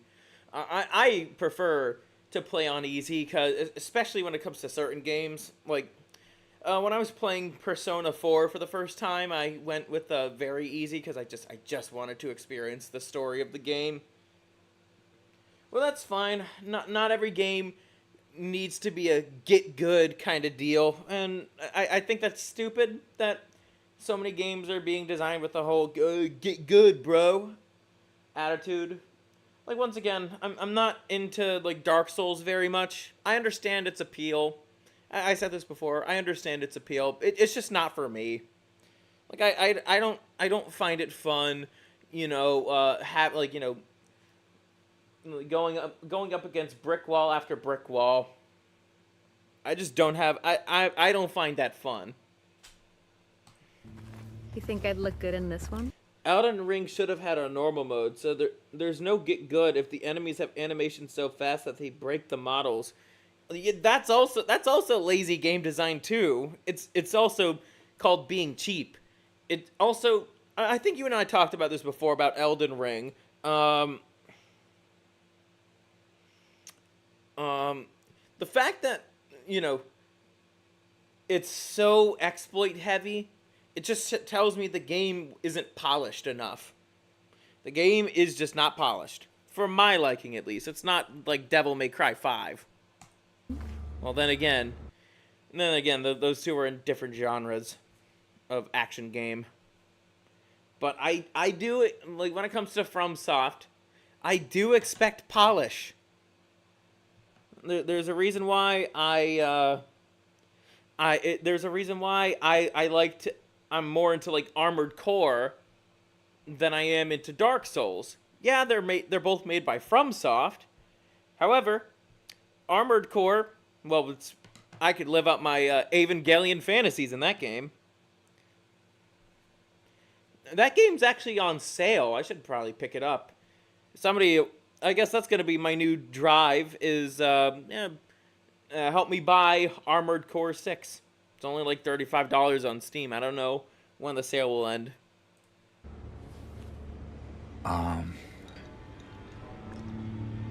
Sure.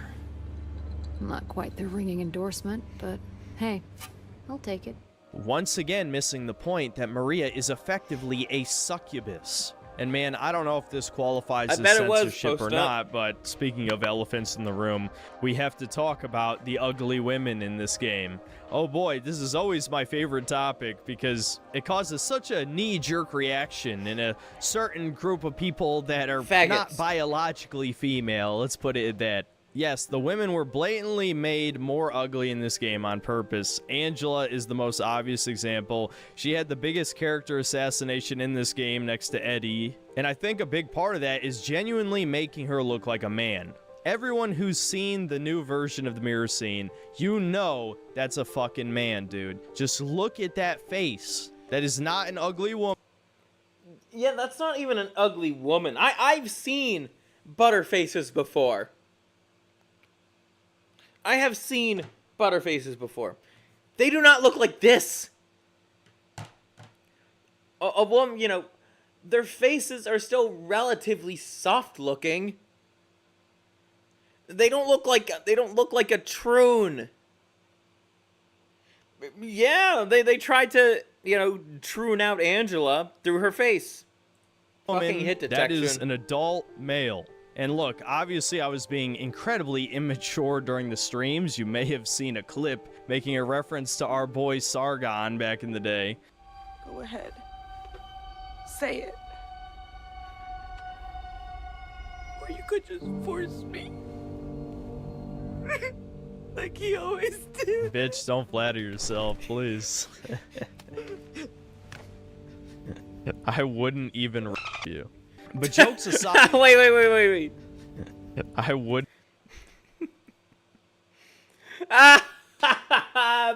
Back when Sargon was way more based. Even you. But jokes aside, it genuinely does take away from her struggle the fact that they made her so hideous. And you could... Having a butterface might work on Angela, as SA survivors tend to stop taking care of themselves, so she could either look disheveled or out of shape. Yeah, the out of shape part would be fine, but Angela's original design made, like, you know, she had, like, I could tell, like, she was a little on the anorexic side. It's like that's a reaction, but the fact that they made her face look like that.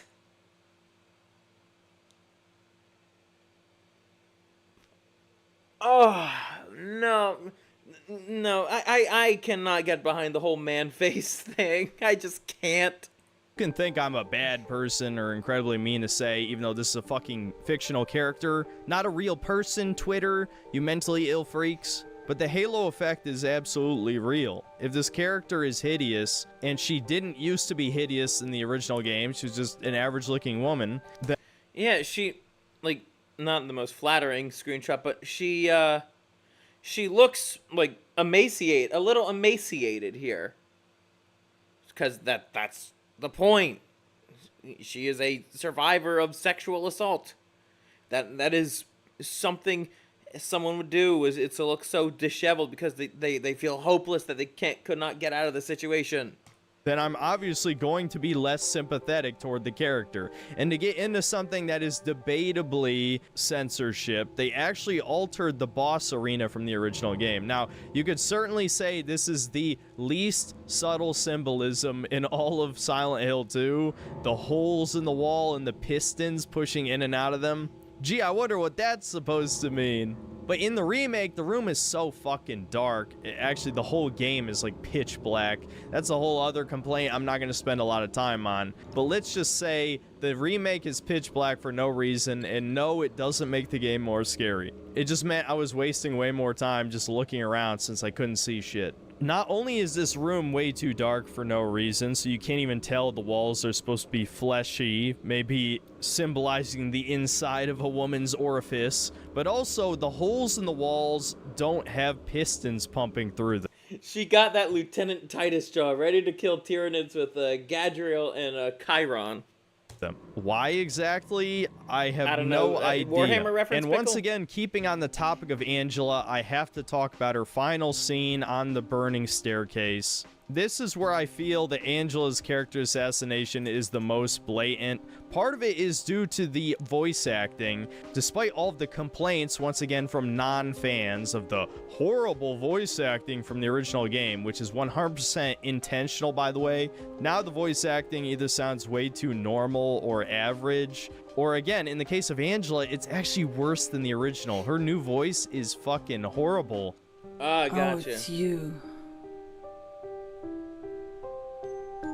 Yeah, I'm James. Angela. You're the same as me. It's easier just to run. Besides, is what we deserve. No, I'm not like you. Are you afraid? I'm sorry. Oh, it's you. Yeah. I'm James. Angela. Maybe it's all we deserve. Mangela. Mangela. We. Angela's model is so inconsistent. Sometimes she looks normal, other times she looks straight out of the HRT therapy room. Yeah, I feel the same way, Pickle. They did this character so dirty. You. We're all the same. I'm not like you. Are you afraid? Yeah, I'm afraid you're gonna touch me. Sorry. She sounds like she's constantly on Xanax or something, where the original Angela was obviously unhinged. Now, it was justified given what happened to her, but she clearly has a screw loose, and nowhere is that more apparent than her final scene. James even recoils, the camera changes to first person, and James steps back as she desperately tries to cling on to him and unload all of her burdens. Thank you for saving me. But I wish you hadn't. Even Mama said it. I deserved what happened. No, Angela, that's wrong.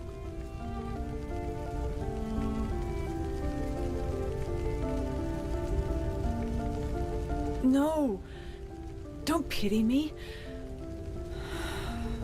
I'm not worth it.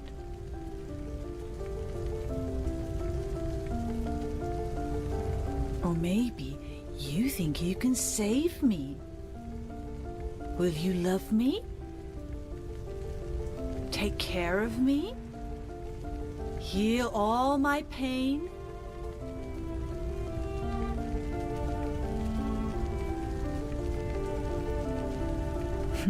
Cinematography, people. This is actual cinematography.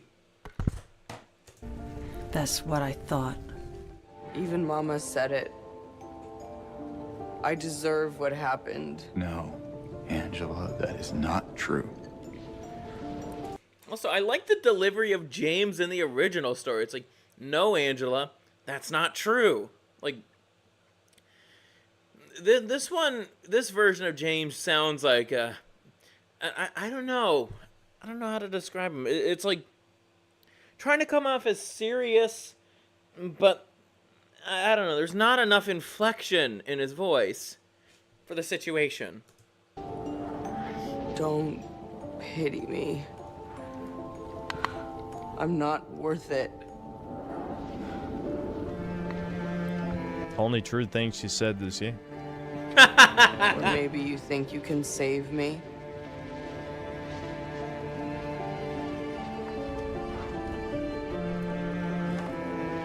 Will you love me?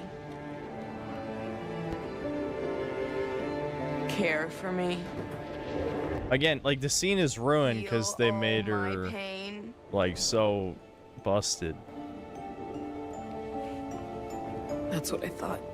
Again, I think it's obvious to anybody watching this that they fucked up the tone of this 100%. And look, as schizo as I get in these videos sometimes, I really can't say for certain if this is censorship to make her more sympathetic, but it honestly had the opposite effect. It just made this way more forgettable, and at the end of it, I just felt nothing. All I could do is tell edgy jokes to the stream. I feel like that's this whole remake in a nutshell. It really just doesn't make you feel.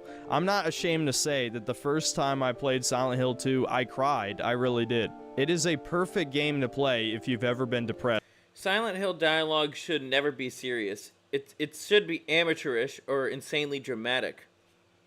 Well, I mean, obviously the situations that the characters are in are serious, but I do think the dialogue, being as corny as it is supposed to provide a little bit of levity.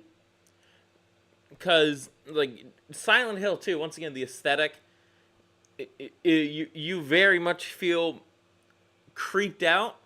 And so the dialogue being a little bit on the corny side, it's like, okay, that could add a little bit of levity, but not totally take you out of the experience. At any point in your life. It's almost like older voice actors actually knew how to do voice acting. Gee, I really do feel bad that a lot of them are either retiring or they're dead. But this remake is truly soulless in the way that it tells the story. Goddamn, dude, mark my words, just like I said in the intro, everyone's gonna forget about this remake in a month. Okay, let's move on to Eddie. He was the other most butchered character in this remake. Alrighty, I think we get the point of Synthetic Man's video. I do recommend you watch the parts that we skipped over. It's a really good video. But I wanted to focus more on, like, the culture war stuff, which was like the beginning of the video, and the censorship and Angela segments. Okay, in the meantime, I will be back. Let's see, just give me a moment. Just had to check my Twitter notifications. When I get back, I'm just going to send another reminder that I'm still going. So just give me a minute.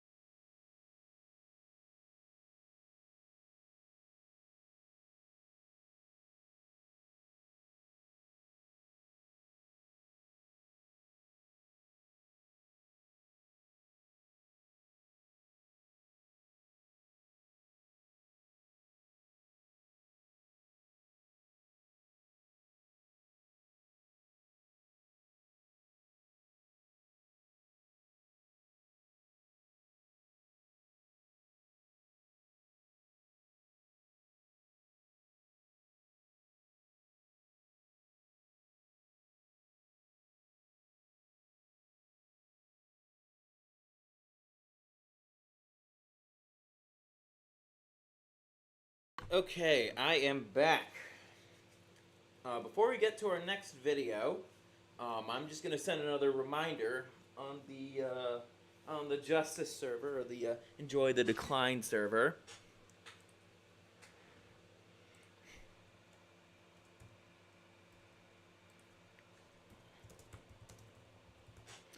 Oh boy, we have ourselves a true cringe fest that we're gonna be looking at. Oh boy, I haven't even seen this. I never expect. Okay, hold on. Let's go back. Oh, oy vey, oy vey. Now, I have not seen this video from Smash JT yet, so this is gonna be a first time reaction. But holy shit, I already see the game that's on the screen, and it looks awful. It just looks it looks fucking awful. I never expected to make a YouTube career out of covering DEI slop that keeps getting pumped out of these ESG factories, like the latest game here called Project Ethos. But here I am, and it's working out just fine. I enjoy covering this stuff, but yeah, there's also other stuff I talk about on this channel too. But I can't get enough of just seeing just how bad this really gets. What's going on, guys? I agree with you, Smash. It is fun to watch this train wreck. Damn, Baxton, you're still on the fact that I like the Gintama dub, aren't you?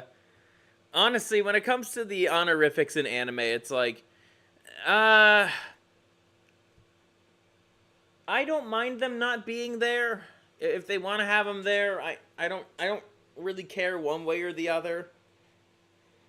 If it messes up with the flow of the language, then it's like, yeah, you might not want to have them in there. But if it doesn't, it's like, you could keep them if you want. I really don't care. Anyways, let's continue. We're talking about DEI flops here. Welcome to another episode of Smash JT, and shout out to Old Man Grim, who brought this to my attention. A new game that looks to have more androgynous characters, because we don't need to know what a male or a female is anymore. We're gamers. We want everyone to look the same because reasons. And just for those same reasons, companies are making what look to be Concord competitors and adding in a Concord competitors? Are they trying? Well, wait. What do you mean by Concord competitors? You mean they're trying to beat the speed run on Dead on Arrival? I think this game probably has that record now. People barely know what it is. You know, of course, the fucking BlackRock and the Jews are gonna try to make this more popular than it actually is, and then it's the same song and dance that happened with Concord. It's gonna happen with this game too, I bet, because the only playable characters are brown people. Flavor of Fortnite to them, because that'll work. Hit that subscribe, give me a like, and check out SmashJT.com for the full article breaking down Project Ethos from a game company called 31st Union. It's a studio under two. It looks AI as well. Oh my god, let's go back. From a game company called. This shit looks like it's AI. Like the hair, the whole shebang. It looks AI. It does not look real. It looks like somebody put in like an AI video generator. It's like generate battle royale of black women. 31st Union. It's a studio under 2K Games, which is under the umbrella of Take-Two Interactive. But this game, Project Ethos, looks to be a cut above the rest of the DEI. And I don't mean that in a good way. Described by Tebow over at Minimal Effort Gaming, it's a cross between Fortnite and the now defunct The Cycle. The game supposedly promises fast-paced action and vibrant visuals, but beyond the gameplay, there is a big conversation happening. It looks like shit. This game looks like shit. It's trying too hard to be like Fortnite.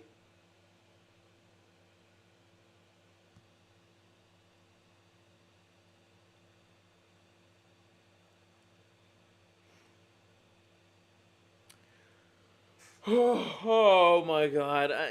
This game hurts to look at it. And I only heard about it from this video.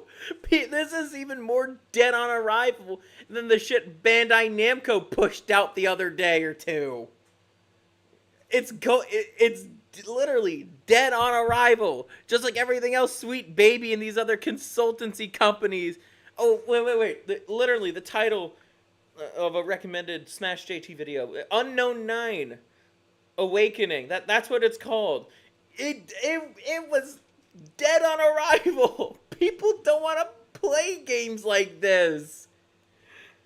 And if they do, they're like it's like Dustborn all over again. They're playing it to laugh at it. But it doesn't matter honestly, it doesn't matter if these games flop. They're funded by trillion-dollar corporations at the end of the day. Well, mainly BlackRock. Who do you think funds Take-Two Interactive? Happening right now about the studio's overtly insane emphasis on diversity, inclusivity. But this isn't even diverse. There's not a white man. I don't see any Asian people. It's all brown. I don't even think there's a Middle Eastern person in there. It's just black Americans. Who is playing this? Nobody's gonna play this. And representation. Where have we heard that one before? Here we go again. One of the most notable aspects of Project Ethos is it's not just black people, I guess. Character roster. Most people have been looking at this and coming back to me with the same response that I had when I... There is the generic white guy. Oh, gotta have plausible deniability here, people. I saw it. They all look the same. They're all androgynous, and most of them look to be people of color. Lacking any kind of distinct male or female traits has led to even more debates among gamers who feel like the absence of clear gender characteristics will definitely be affecting their connection. This does not look fun. Why do companies think battle royales are still the it thing? Why? People don't care about battle royales anymore. Connection to this game. Because here's the thing, when I play a game, I don't look for representation. I don't care to see myself in a game. But at the same time, I don't want to be playing every game that looks and feels the same and every character looks androgynous and they're not even attractive to look at. When I play a game, I play it for escapism. I want to be part of a new world. And sure, if you're going to have a one-off game with all these characters looking androgynous and the same, and that's kind of the pull and click of the game, you know, the hook of it, okay, maybe that's an interesting dynamic that could work, but every game these days is doing the same thing. It's, as the aristocratic utensil would put it, la cringe and gay. I was reading your comments, Pickle. Oh, wait, I didn't see this one yet. I was just busy watching, you know, letting Smash make his point. If you want to see Mary, you should just die. But you might be heading to a different place than Mary. James versus I moved shit with my freaking mind. Haha. Oh, I see. It was a dialogue comparison. I just moved shit with my freaking mind. God, Forspoken was a fucking disaster. A far more troubling aspect is diving deeper into the studio itself that offers a very strong focus on diversity, inclusivity, and representation. All the way from the who we are section to the actual job openings themselves. They keep preaching the same line over and over and over again. Diversity, equity, and inclusion. Just get a load of their About Us. We all know what diverse means here. We all fucking know. It's just, well, leftist. It's a leftist propaganda term. It doesn't mean what it's supposed to mean. Well, technically, Chud, the Silent Hill 2 text isn't dialogue. It's shit you find on a wall. Section.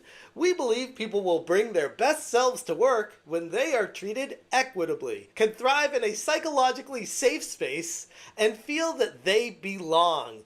We actively seek diverse ideas, perspectives, and cultures in order to provide collective understanding, identify better solutions, and promote a more inspired world. And it feels like, just reading that someone went to like ChatGPT and was like, hey, can you write me an About Us section that I can submit to BlackRock to make sure that our ESG scores are approved?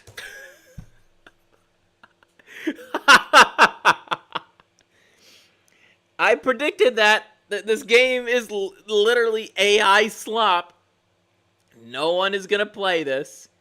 It's dead on arrival.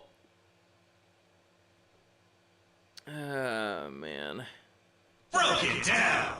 At 31st Union, we operate as one empowered global team across North America and Spain.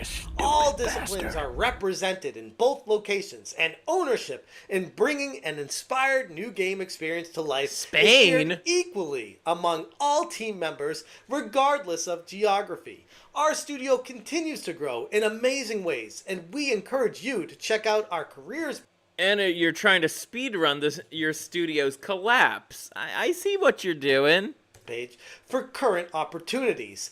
And I did just that. And when you dive into these current opportunities, it is going to be something that could potentially make you die of cringing. And again, shout out to Tebow for saving me the time and posting this to Twitter. What's even more illuminating is the job opening for a writer/narrative designer that heavily emphasizes these core beliefs of DEI. Huh. Wonder what that tells me. The game is gonna be shit. Twitter, 31st Union writer, 12-month contract at 31st Union. We are a diverse team of developers driven by a passion for our art, united by our core values, and inspired by a culture of inclusivity to build amazing games that thrill players everywhere. It's like what Spoon said earlier. You need to provide a metric. You need to provide a fucking metric. What is the metric that you're going to use to show that DEI is such a good thing, when pattern recognition will tell you that anything associated with DEI is going to flop?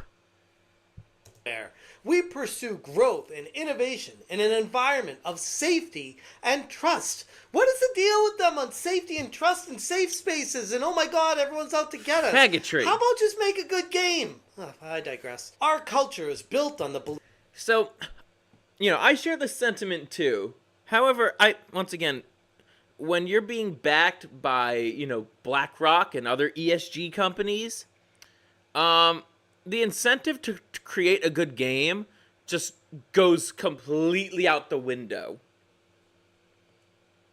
Belief that the more varied voices in our they're too, they've already committed a sin by focusing on greed rather than, doing the act of service that is making an actual good video game.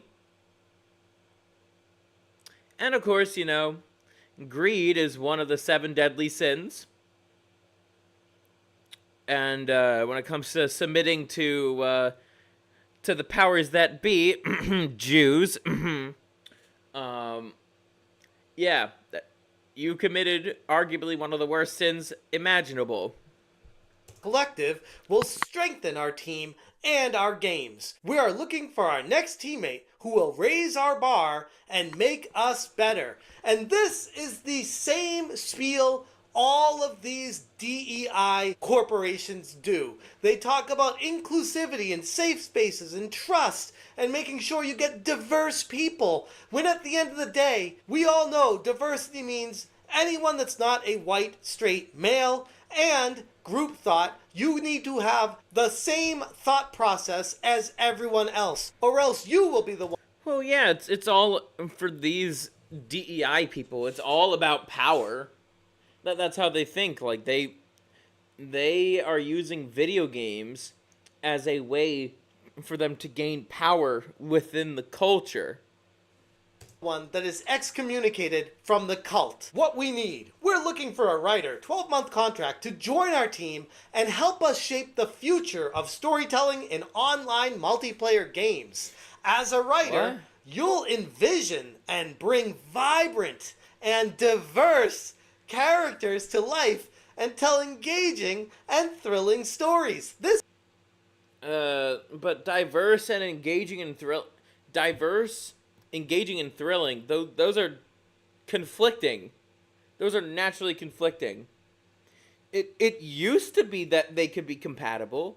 We did have awesome, characters that didn't look like me. We don't have that anymore. We just don't. And so, because of the way that things are going, putting diverse next to exciting and thrilling, they just don't mix anymore. Huh. I wonder why that is. This honestly sounds like a job description made for one Kim Belair. After Sweet Baby Inc. completely collapses, she'll have a place to land on her feet, because these companies are a dime a dozen, and they're looking to hire anyone with so much as a tiny bit of experience in writing for quote-unquote diversity, and you will have a paycheck for the rest of your life. You'll drive and develop the game's world, story, and characters, working closely with the design, art, and sound teams to realize your vision. We're a studio that values autonomy and self-drive in developers who are empowered to do the best work of. If autonomy was an actual value that they had, they could tell, hey, maybe we shouldn't do this. Maybe we shouldn't try to make something so generic and something so cringe and gay. Diversity used to be, our game has characters that all look different with cool personalities that contrast and complement each other. Now, it's just no straight white men. Yeah, actual diversity is something like Overwatch pre the diversity calculator. It's like, you had Tracer, Soldier 76, Winston, Reaper, like characters that actually were cool. I use were, and I really emphasize the were. But we don't have that anymore. I mean, they made Tracer a lesbian, Soldier 76 gay. I don't know about Winston. I don't know, but look at the Overwatch cast now. The only character in Overwatch that I actually like out of the newer cast is the fucking hamster. That tells you something. If the best character to come out in that game is a fucking hamster, okay, maybe you should reassess your priorities, Blizzard. Even Overwatch is still actually diverse. The faggots are actually different from each other. That is true. That is indeed true. Soldier 76 is at least masculine. The women are still hot, excluding the brown one. And then again, don't get me started on how much Blizzard milks Kiriko, and don't get me started on the community. The porn, the degenerate porn. Their careers. If this is you, let's talk. Now, the required qualifications section is hysterical. They're looking for 3+ years of professional writing experience with at least one shipped title in narrative or systems design role, preferably in the multiplayer/action space. And now when I see that, it tells me that they're trying to bake in DEI into the companies. Instead of using story and narration consultancy groups like Sweet Baby Inc. or Hit Detection, they're trying to bring these people in-house. That way you cannot... That's their goal. It's to invade. And it seems like, at least in the smaller companies, they have succeeded. Even though we keep pointing this out. These people, honestly, this is a move. I might have sounded a bit doomerish at that point. But honestly, this is like, this is quite literally their last bid for power in the industry. Is to actually start working in it themselves. Using their credentials for these consultancy companies. And because these companies are still about DEI or whatnot, because, you know, they're a bunch of leftists, it's like, yeah, they're going to get hired. But hey, if we got to keep pointing it out and calling it out and not supporting their products, even though they are funded by BlackRock. They do, those smaller studios do feel the effects, even if the bigger ones don't. And because we have failure after failure after failure, in this year alone, I mean, in terms of the major failures, we had Suicide Squad, then we had we had Concord, then Dustborn, or was it Dustborn then Concord? Yeah, you know what I mean. There has been a major DEI flop and major anti-woke wins throughout the whole year. Though I'm not a fan of Stellar Blade, I'm not going to deny that it sold well. And it's far better than something like this that we're looking at. I'd have a threesome with Kiriko and Juno. I'd bust so much I'd enter a gooning trance and return my bloodline to 100% Japanese blood. Your books are actually diverse. All my female characters are severely mentally ill in several ways. I'm gonna get me some more booze.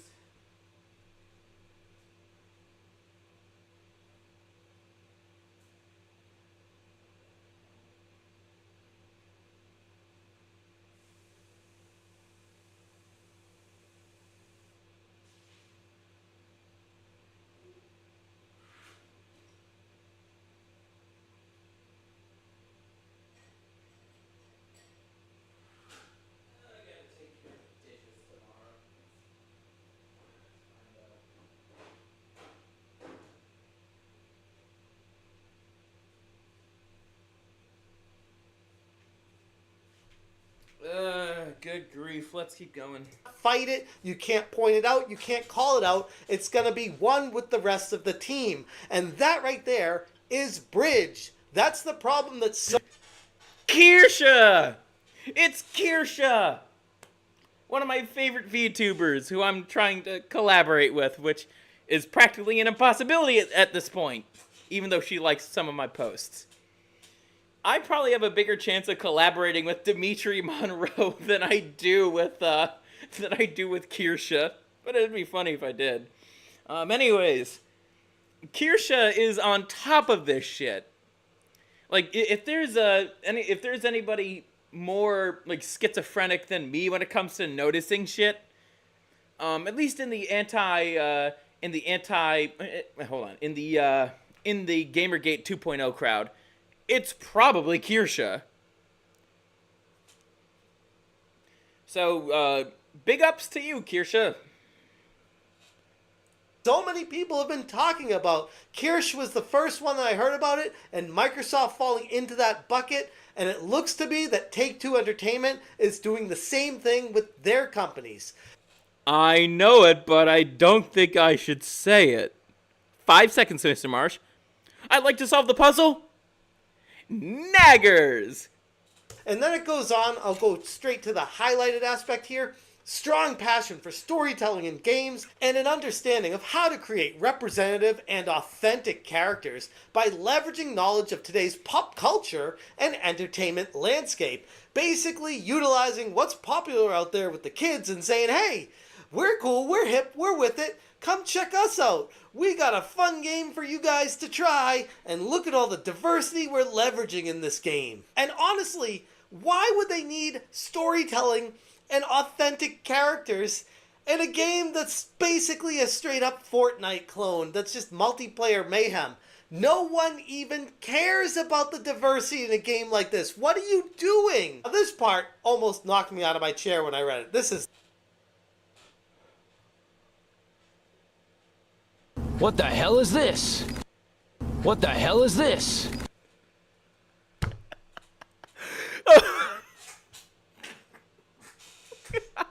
A passion for diversity and representation in games and game development. What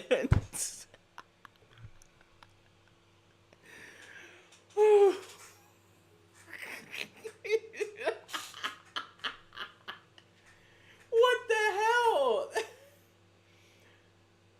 Dude. You can't be serious. But no, okay. This is real. This is fucking real. Passion for diversity. What the hell does that mean? Oh wait, I know what it means. I know what it means. You basically have to treat all the black people in the workspace like they're on blacked.com. That's what that means. It's the best part of everything. The relevant experience area, where it says a passion for diversity and representation in games and game development. Who the hell in their right mind goes into game development with thinking, I have a passion with putting diversity and representation in the games I work on first? And if that's where you're starting, your game is already going to fail. How is that like experience? Having a passion for something is now qualifying as an experience, and having that experience is qualifications. No full auto in the building. What? QC? What? For this job? Minimal Effort Gaming went on to say, this free-to-play PvPvE extraction shooter... Wait. Okay. What the hell is this?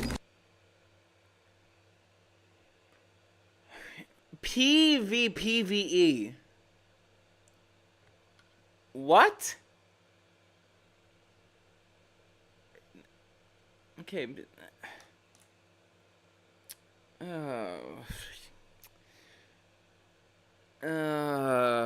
Boy, this game is going to fucking flop. That's something else about a lot of these DEI things too, that they are so scattered in their focus that they just try to cram in so many like relevant games. I mean, this is what Deadlock is. Valve's newest title. I don't think it's gonna. I hear good things about it, but I'm personally not interested in it. It sounds like a fucking mess. Like, I don't think it's my kind of, it's definitely not my kind of game. Look, in terms of shooters, Splatoon and Quake, those are my go-to. I'm not going to move away from Splatoon or Quake Champions to play this shit. Studio known as 31st Union out of San Francisco and Valencia, Spain. Their debut title, Project Ethos, is going live for community playtest today, and the game has all the red flags that you'd expect. And shout out to Old Man Grim for giving me the heads up. Wait, really? I thought Fortnite was just PvP. Then again, the game changed so much. After, being a freshman in college. Like when I was a freshman in college. And the Fortnite craze was like just everywhere. I could not escape it. I always see my friends play Fortnite on the screen. Or, somebody else is playing Fortnite. It's just, I was busy playing World of Warcraft, Battle for Azeroth. And complaining about how the game was going to shit. I fought Peter Griffin for an AR Yeah, I do remember. I did watch the little trailer for Peter Griffin coming to Fortnite. I'm surprised Fuzzy Door actually worked on that. that was actually kind of funny though. Up on this where he tweeted, "Hey, just got an email about this. Judging by the haircuts I see here, seems like we have another lovely woke game on our hands. Hey, where's the @ScurvyRum? I want to be included in this too." Oh wait, I don't think I'm not too involved in the whole GamerGate 2.0 thing. I'm not making constant videos about it. I just do streams about it every now and then, and even then, when I'm on Twitter, I'm busy shit-talking Jews all the time. So, there's that. I don't think I would be in this list of people. Anyone got any info on that? Hypnotic is a cool guy, and we're watching Smash JT right now, and highly recommend you give him a sub. This one? Now, according to the website on Project Ethos, it says, "Welcome to Project Ethos, a free-to-play, third-person roguelike hero shooter in development.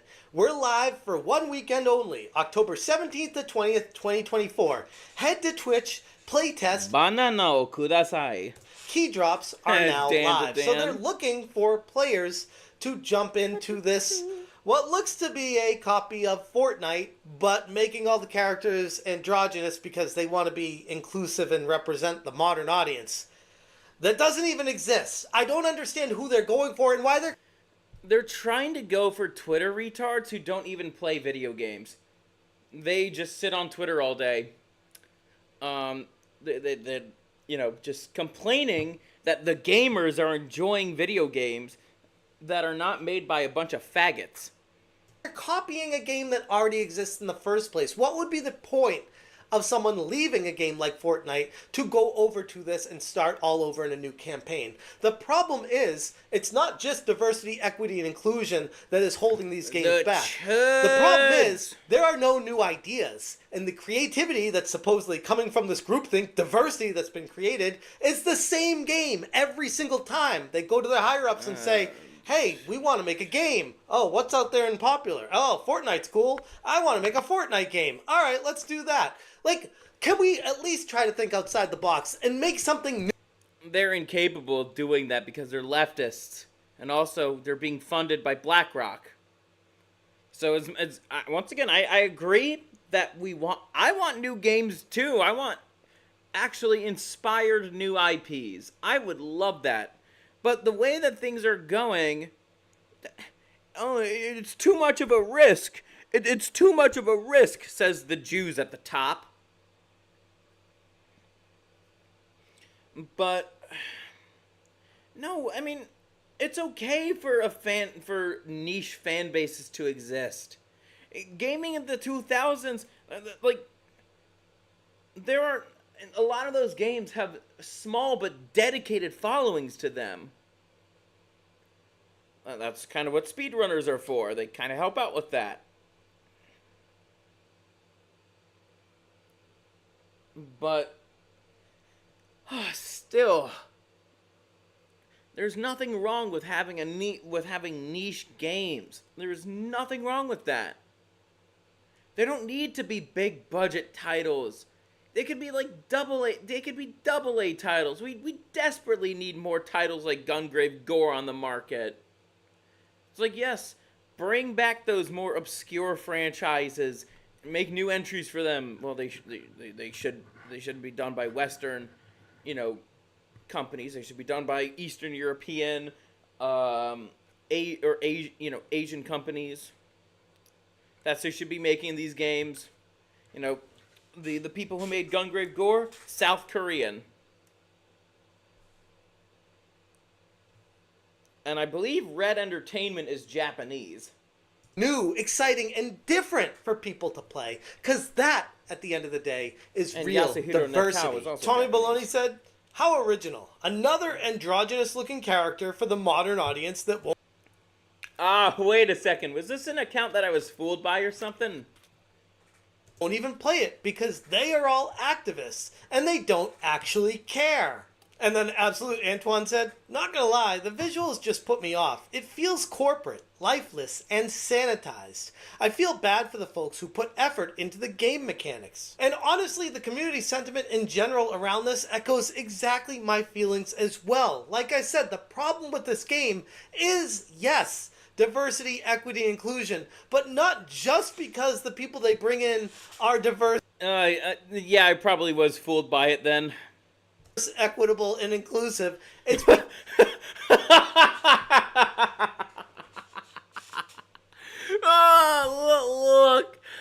Fucking look. I can tell the pattern recognition is off the charts. Look at the nose. Look at the fucking nose. Because bringing that type of talent into a studio removes the creativity of creating a game worth playing in the first place.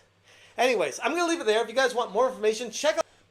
Alrighty, so that was Smash JT on his observations about Project Ethos. Interesting.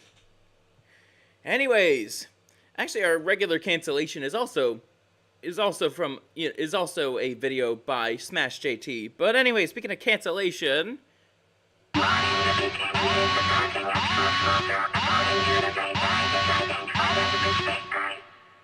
so, could you believe it?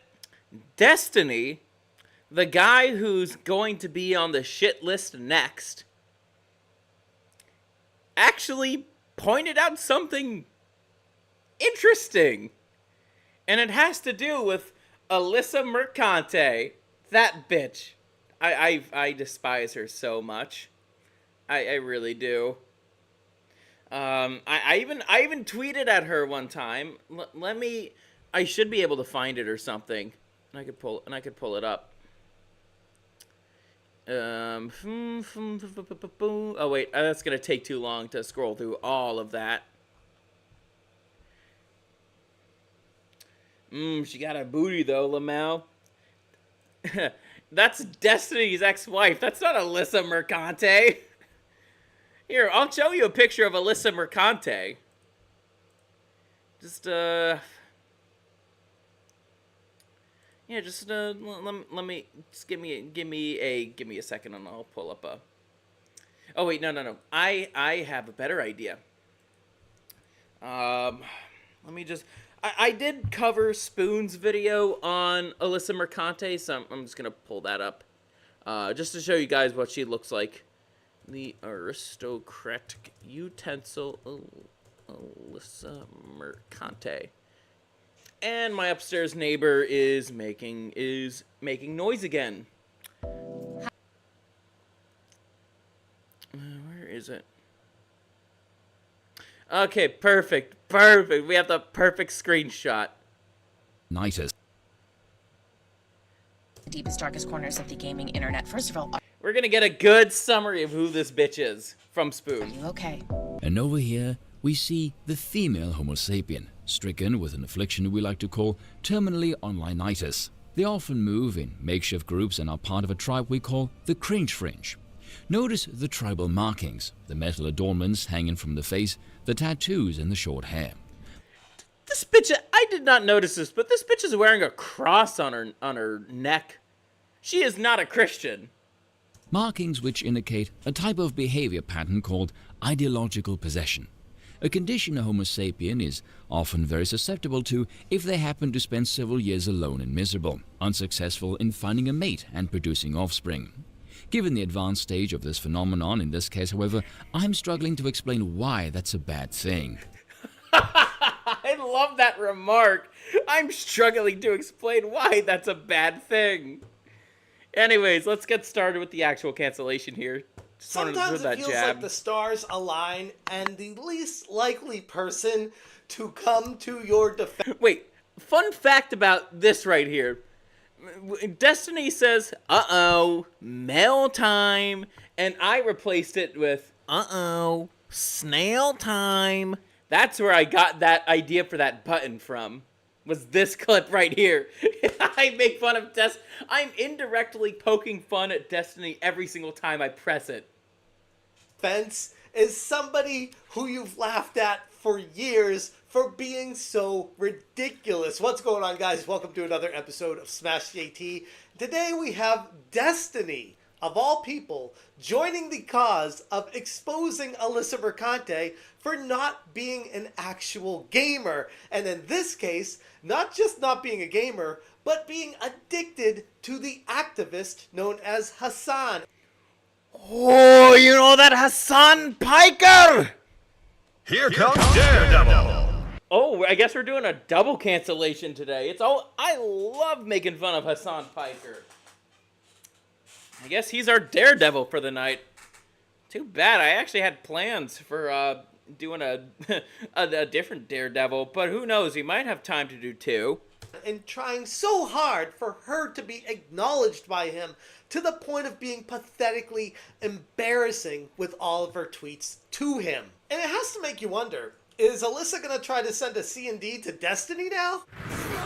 Oh, by the way, I should give you guys some context here. So, Alyssa Mercante decided to send Smash JT a cease and desist for his coverage on her fuck-ups. Hit that subscribe, give me a like, and check out SmashJT.com for the full article and images breaking down everything that Destiny shared on Twitter, completely exposing Alyssa Mercante as an activist. Alyssa Mercante has finally caught the attention of someone outside the usual. That's my impersonation of Alyssa Mercante. I hope you guys liked it. Circles, and not in a good way from her perspective. Of all people, Destiny, the self-proclaimed... By the way, there's like an image macro of Alyssa Mercante, like she was replying to or quote tweeting something about how she got into the games journalism industry, and she literally said, by sucking dick. I'm not joking about that. I'm really not. Uh-oh. Cuck time. Yo, Henok, I was surprised to hear this too. But apparently, Destiny used the last bits of his brain cells to piece together the fact that Alyssa Mercante is a whore for Hassan. And the thing is, Hassan would consider Mercante to be too old. Let's see, let me just look this up real quick. How old? I gotta see, because Alyssa Mercante. I'm not blocked. Okay, what? Okay. Should be.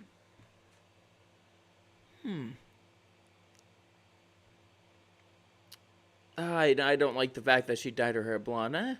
I think she's around my age, maybe a little older. No, that doesn't seem quite right. Yeah, that doesn't seem quite right. How old is Alyssa Mercante?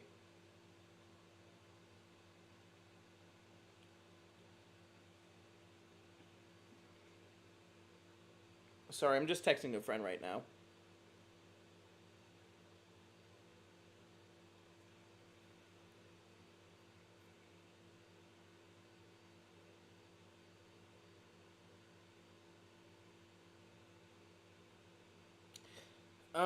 Yeah, Alyssa's in her 30s. Hassan likes him 60 and younger. Hassan can't even get hard to that. Claimed intellectual and professional debater decided to weigh in on Mercante's ridiculous ongoing obsession with Hassan Piker. Now, before I even dive further into this, I know people have very mixed feelings on Destiny. For the most part, he has a very strong and intense fan base, and I gotta say... That is true. Destiny fans are equally as cucked as he is. And they let him get away with way too much, if you ask me. I don't really care. Like, I've watched him a couple times. I think he's a complete tool bag. He's an idiot. Yes. And he really loses a lot of the debates by doing circular arguments. And it's entertaining to poke fun at him. But at the same time, I'm like, yeah, this guy isn't really all that. But in this particular Snail case, time. even I could admit that the thread that he linked in the comments are not completely off the mark. It's as if for once Destiny is not being entirely brain dead. Who knew? Destiny posted on Twitter, Alyssa Mercante is a senior editor at Kotaku. No wonder Hassan always gets such favorable coverage on there. These tweets are so down bad, it's pathetic. Dude! And the price that Destiny paid for this was his last brain cell. Jesus, Alyssa Merc is a senior editor at Kotaku. No wonder Hassan always gets such favorable coverage over there, LMAO. These tweets are so down bad, it's pathetic. And he links to an Imgur page that has compiled tweets over the years of Alyssa Mercante straight up simping for Hassan just to be noticed by him. And it's really cringy. I don't know how your Friday is going, but Hassan just read my joke out loud on his stream. And then she replied to herself, yes, I'm a Hassan Piker groupie, and I will not apologize for this.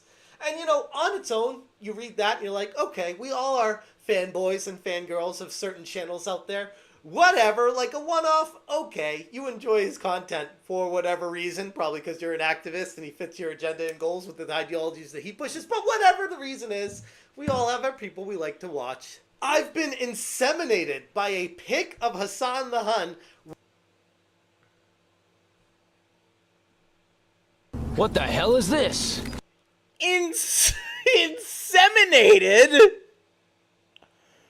God damn, this bitch is horny. Oh, that's... Oh, why use that? Why use inseminated?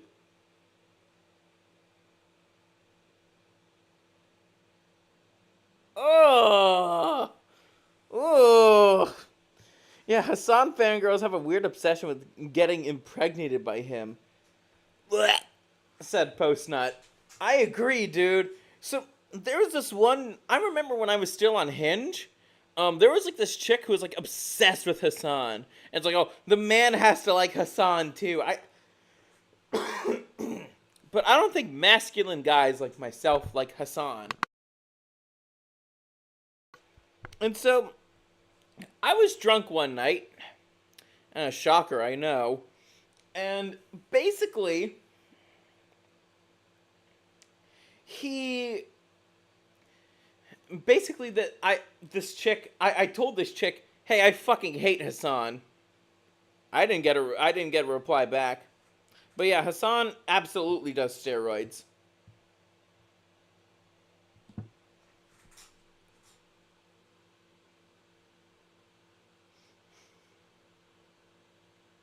Oh, good lord. They want to get pregnant off him, but the guy can probably not even get it up. They're too old for Hassan.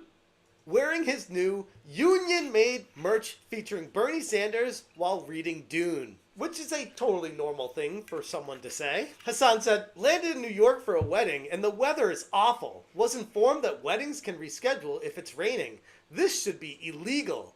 And Alyssa is there as soon as she can to say, so are we going or nah? To which one of her friends calls her out saying, Alyssa, please, I refuse to lose my friend to a gags Twitch streamer. And Alyssa responds with, I can't help it. This has probably gotten even worse since 2 years ago. Knowing how these chicks act. Oh, and by knowing it has, I mean it definitely has. Them eggs are starting to dry up. Ain't that right, Alyssa? Like, this gets worse and worse as we go. Alyssa posted this ridiculous picture of Hassan in this wild outfit, and she said, this is really men be gay. Scared to dress, but Hassan is up in my eyes, like... And that picture of... Uh-oh, retard alert! Retard alert, class! Him, and I'm just like, that might be the ugliest outfit I have ever seen in my life. But I guess if you're someone like... It is... I agree, Smash. It is really gay. I'm not sure if Hassan is straight. I'm really not. My gaydar is starting to go off a little bit. just a little bit. After taking a look at, him and that outfit, he might be a power bottom. He might be. Just a theory of mine. Alyssa, who's really into style, it passed. Thank you, Smash, for censor. How the fuck can she go to work in something like that?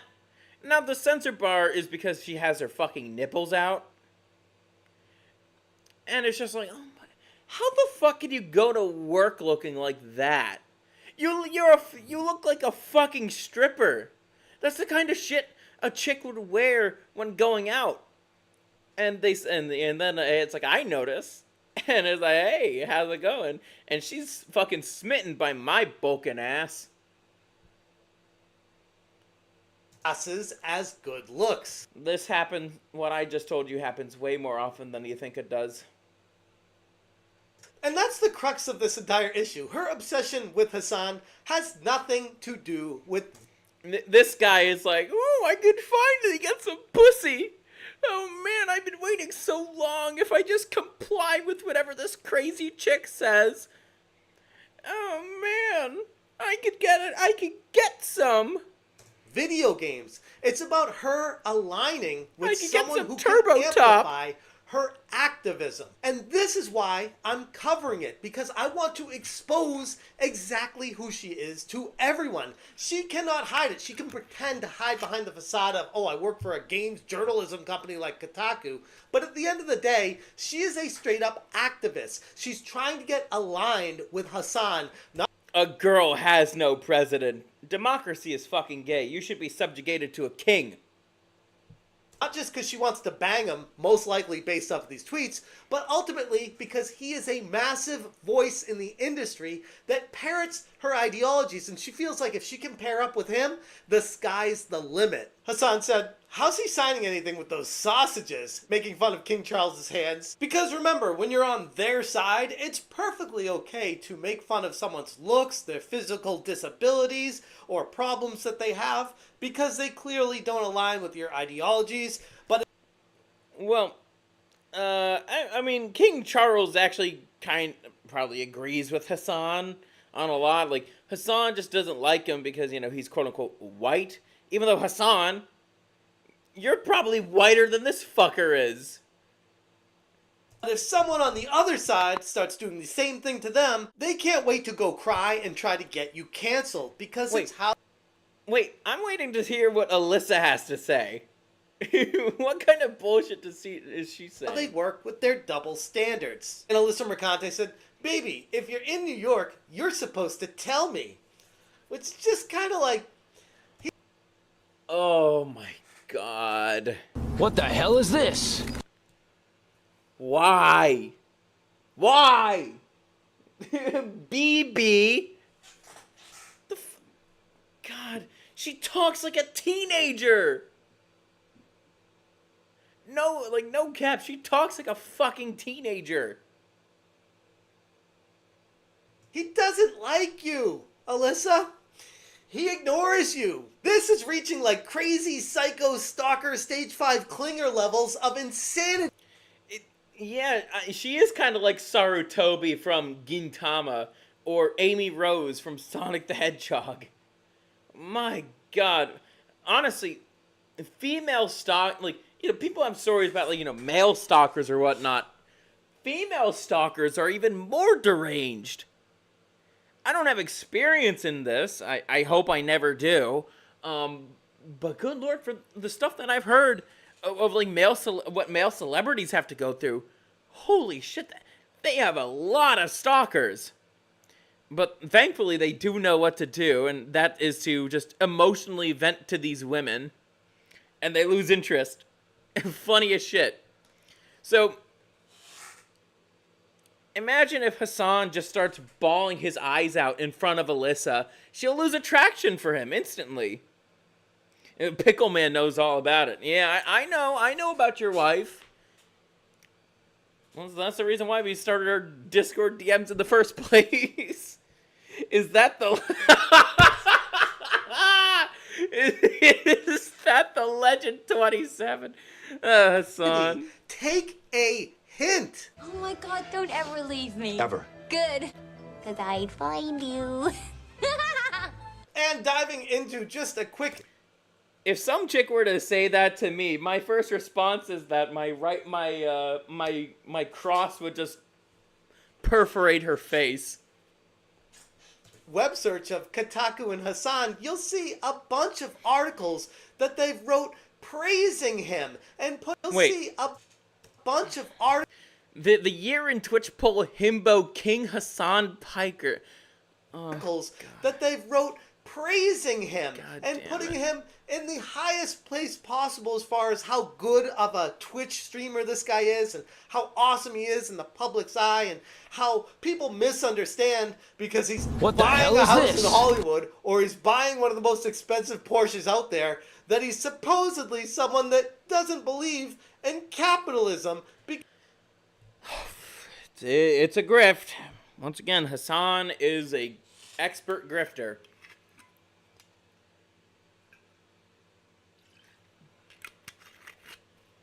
Simple as, and Alyssa fell for the grift because she's horny and desperate and doesn't have a father figure in her life. Because he's a socialist, and this flies directly in the face of his ideologies. Because, big shocker, at the end of the day, all these people do is parrot an ideology to get money and then buy shit for themselves. Correct. It's like the ultimate grift to make you feel like they're one of you. Oh, I'm poor like you. I don't have money like you.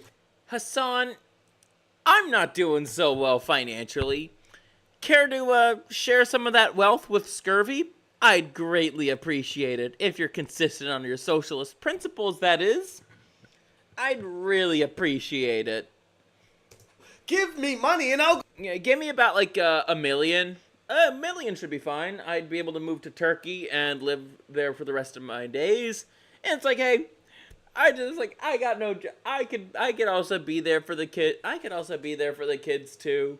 We could both just stay at home. I'll do the more masculine chores. You do the more feminine chores. I got $1 million from Hassan Piker. That will carry us for the rest of our days. Go buy the most expensive house and Porsche that I can find. And then we got Alyssa in her own article that she wrote on Kotaku. And I gotta read this entire excerpt for you because it is just so perfect. Hassan Piker is many things. He's a hardcore himbo, an amateur gamer, and frequent heated moment haver. He speaks to legions of young men. What kind of young man listens to Hassan Piker? I don't think there's a single young guy who listens to Hassan. Even when I was a leftist, when I was like, starting out in college, I never liked Hassan. I never liked Hassan Piker. I knew he was a fucking moron. And that he was a fraud. Women and NBs on the internet almost... And no such thing as an NB. There's only two sexes. Every day via his wildly popular Twitch channel and feeds their parasocial bond via his other social media accounts. Even though he spends most of his time on Twitch reacting to political clips, yelling at his chat, and eating, he's currently the number 10 most watched streamer on the platform. That's because, and here we go, Hassan is the perfect mix of intelligence, sexiness, and broness, through which he I could kick Hassan's fucking ass, like, right now. I don't think he knows how to throw a punch. I've seen how he kicks. It's real. It looks weak and it's really bad. Once again, I know a thing or two about Muay Thai. Hassan does not. Effortlessly courts legions of lovers and haters. And Alyssa, I think we know which group you fall under. The simping going on here is palpable. But let's get back to some of the tweets that she put up. What the fuck is this faggot's fashion sense? Like, holy shit. This is like... What is this? This doesn't look anything like cohesive. And obviously, I don't think he's actually reading Dune. I think he's doing this for a camera shoot. So, yeah, God damn it, just another reason why I hate Hassan. Out there about Hassan. Pete XN tagged Alyssa saying, Alyssa, Hassan needs you on his show ASAP to deep dive into how insane the current situation is. He has no idea. And Alyssa quote tweets it with, baby, I'm waiting, with a picture with her hair all done up nice and this background. Like, she... Where the hell are the tattoos? She still has the crazy eyes, though. So no doubt she's at this point in her life, she's definitely taken a few less miles of dick, but she still has taken miles upon miles of dick.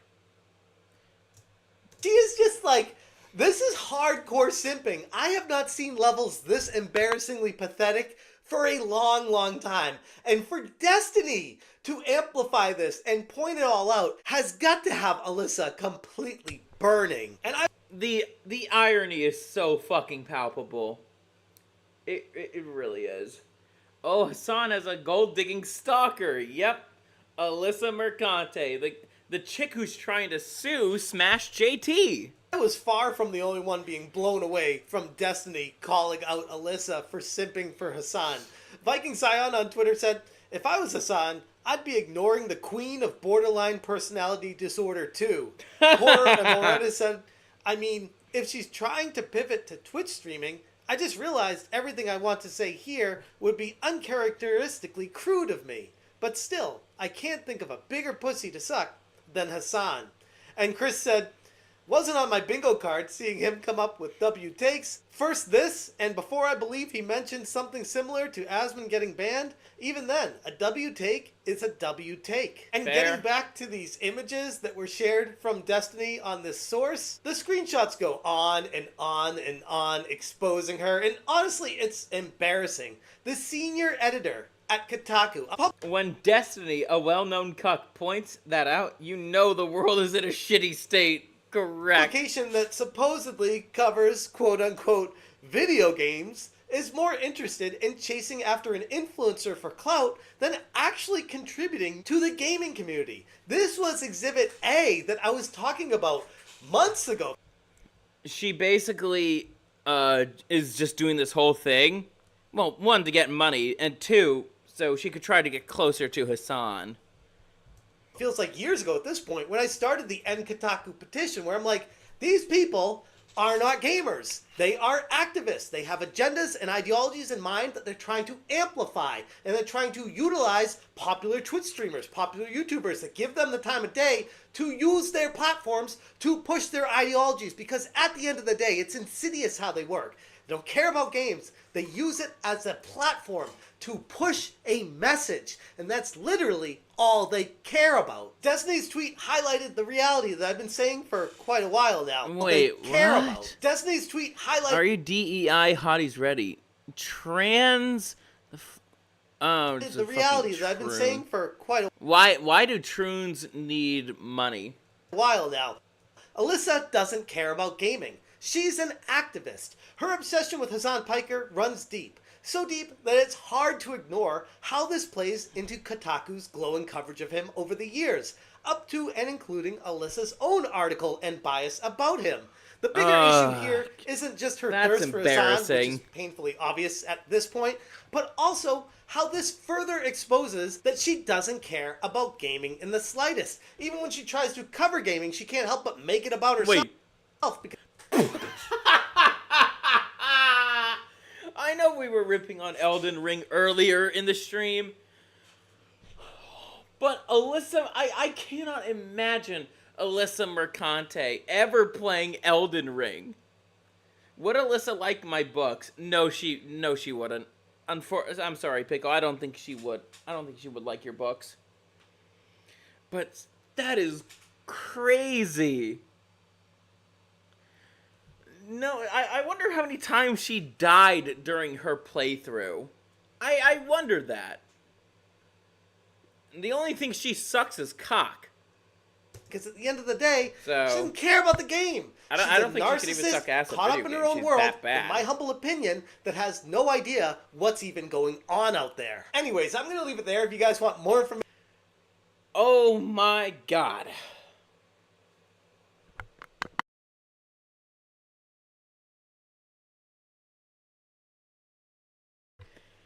Oh my god.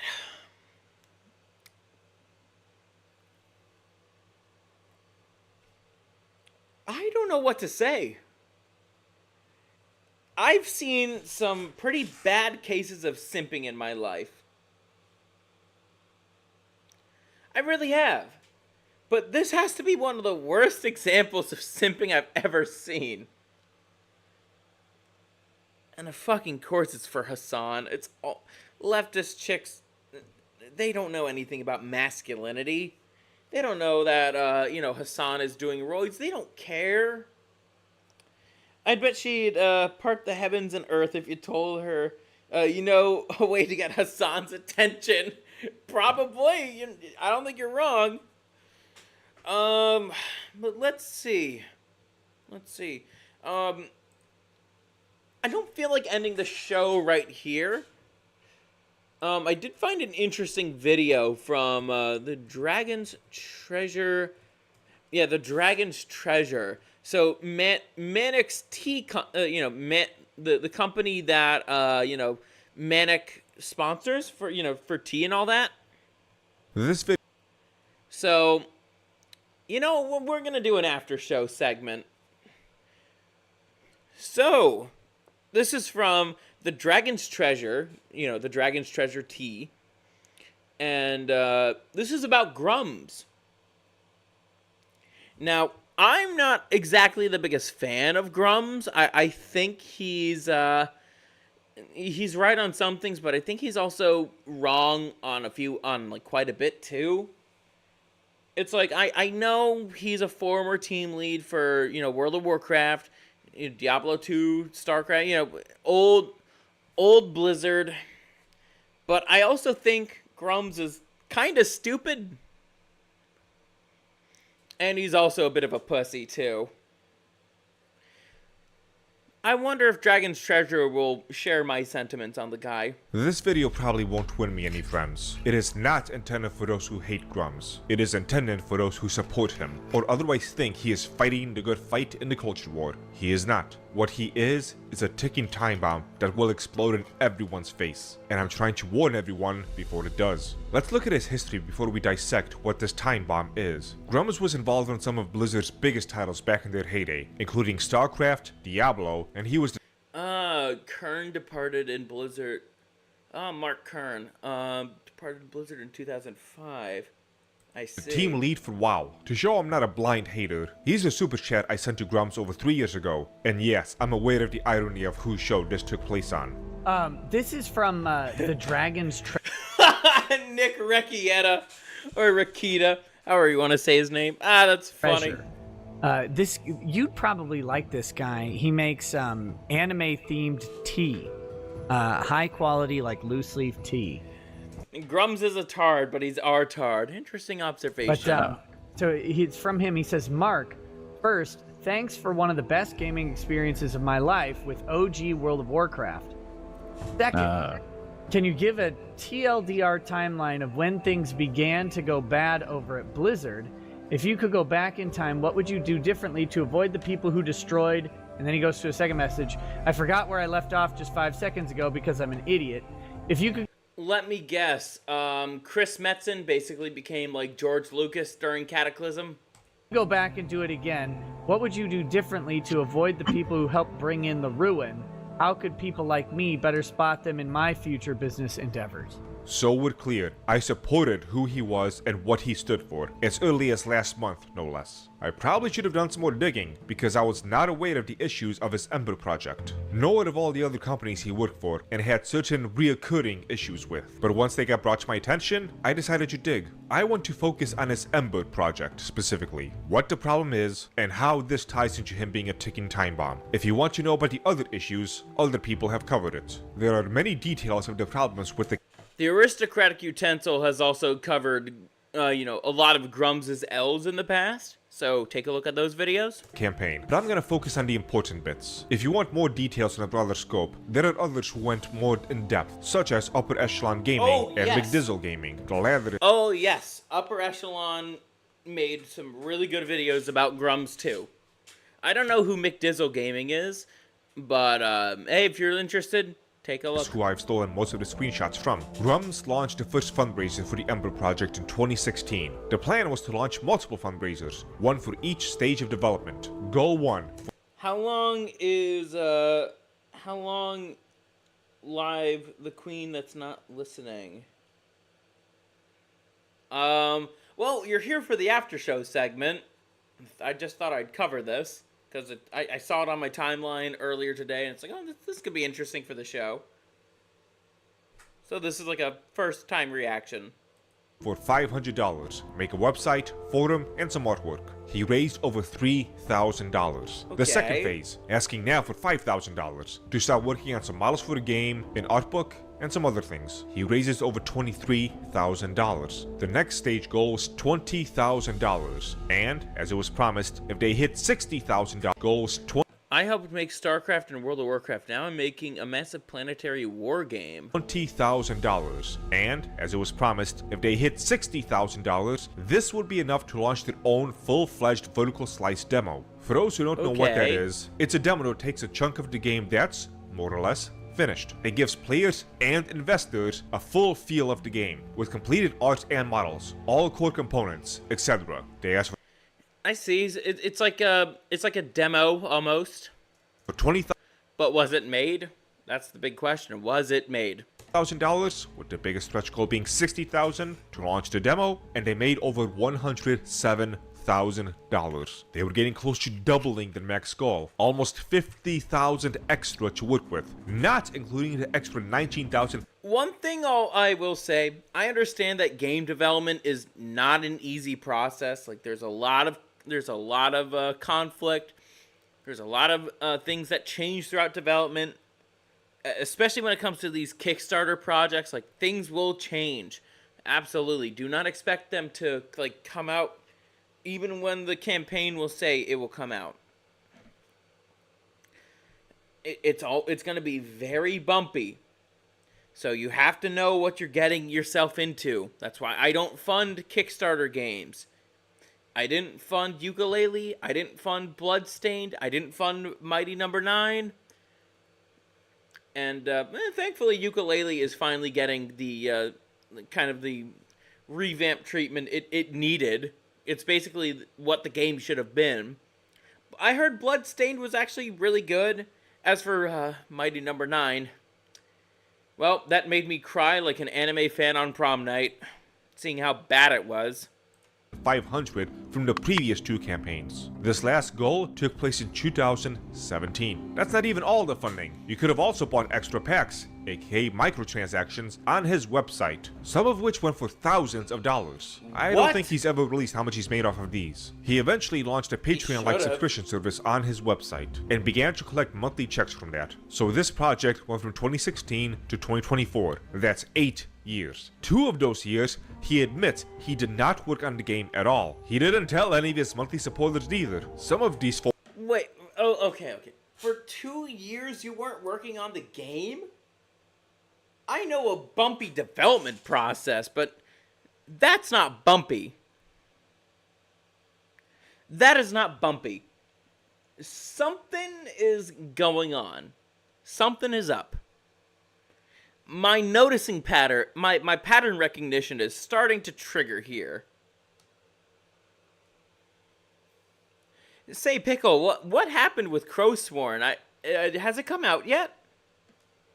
Former spoilers are in my Discord and only spoke up when it was brought up. Was unfortunately 2 years ago. I wanted that fucking plastic gun, but the campaign was already over. Gotcha. A little over 2 years ago. Also, I don't know why Mr. Kern is doing the whole VTuber thing. There's no reason for him to do the whole VTuber thing. People know what he looks like. He worked for Blizzard. So I ran into serious health issues with my family, multiple family members. And I had to basically, and it was take time to attend to that. And you know what? That's on me. That's totally accountable. I had to make a choice, and that was my choice. They say, Mark, you know, you had 2 years off, and progress has stopped in the game. We're not going to back your next milestone unless you come up with something.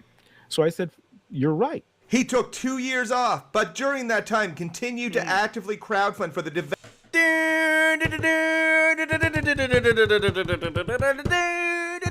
Not kidding. I'm not gonna do that whole thing. I'm not gonna do the acapella of the clown theme. God damn it. Oh, looks like somebody drank too much, and it ain't me. Development of this game, without telling backers that he needed to pause the development of this game for 2 years. He only said something after the fact when questions started to pile up. We do know as of September 2021, he had at least 1,500 subscribers and was on his way to 1,600 subscribers. Although that number could go up and down, and it's not including skin sales as well as founders packs, we'll stick with 1,500 and he can correct us if he wants to. 1,500 subs times $7.95. Play the circus music. Do you mean my acapella cover? 5 cents equals $11,925 a month. That equals $143,100 for a year. And for the 2 years that Mark took off, that's $286,200 to not make a game. And he takes 100%. Okay, so if he was not developing the game for 2 years, he needs to use all of this money to develop the game. No ifs, ands, or buts. If that is the case, he has to spend exactly this amount of money on the game.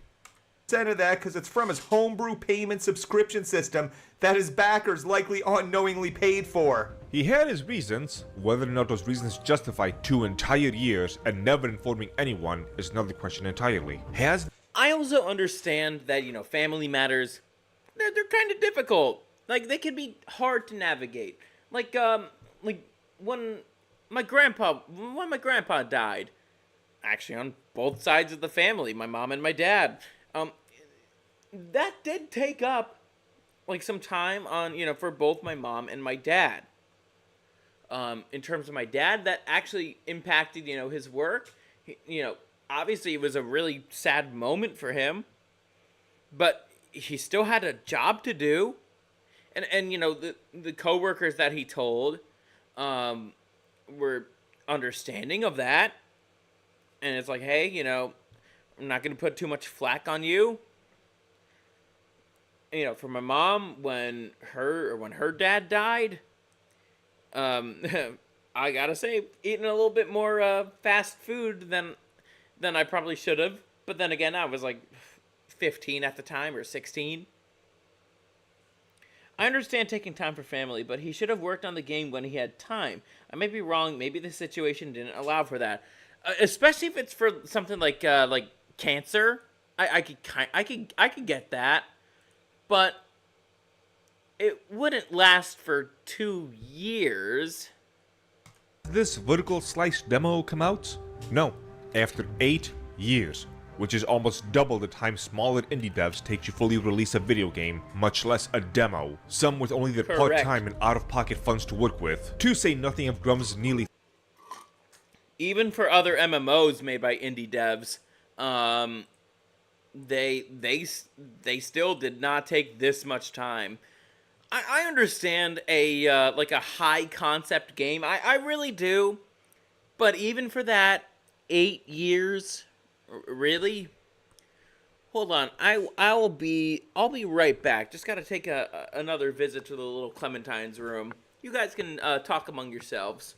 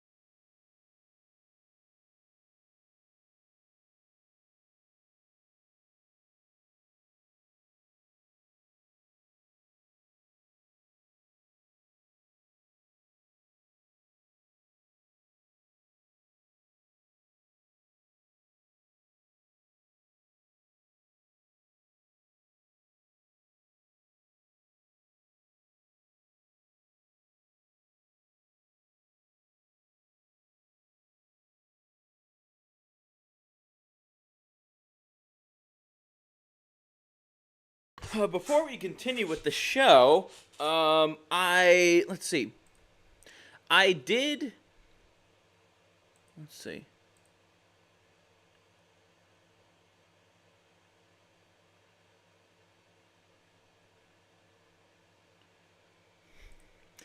Never mind. I didn't get anything back from Ruben Langdon yet. If you don't know who Ruben Langdon is, he's the voice actor for Dante from Devil May Cry. I sent an email to him last night for an interview. So I'm hoping I get something back from him. That would be great. Anyways, let's get back to the Grums video. Crowsworn is expected to release next summer. They're like 10 months over the expected release date already. But they did release another demo. Okay. Fair enough. Well, once again, because it's a crowdfunded game, I like I said earlier, those games tend to have bumpy development periods. They probably just want to iron something out. I get it. I hope, I know Crowsworn was very much a highly funded game. And then again, they're also making Crow Kart as well. So, DMC OG. By the way, Ruben Langdon is like one of the few like conservative voice actors.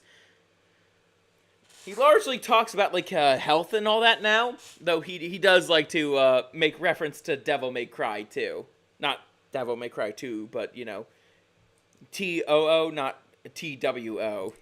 30 years of experience. Let's pause where we are right now and talk about something else regarding Grums. He's always been a fairly well-known guy, but in August 2023 is when he really blew up on Twitter. He made a post that has since garnered over 10 million impressions, breaking down the problems with Starfield's opening screen. I'm not going to break down the tweet itself, whether the contents were right or wrong.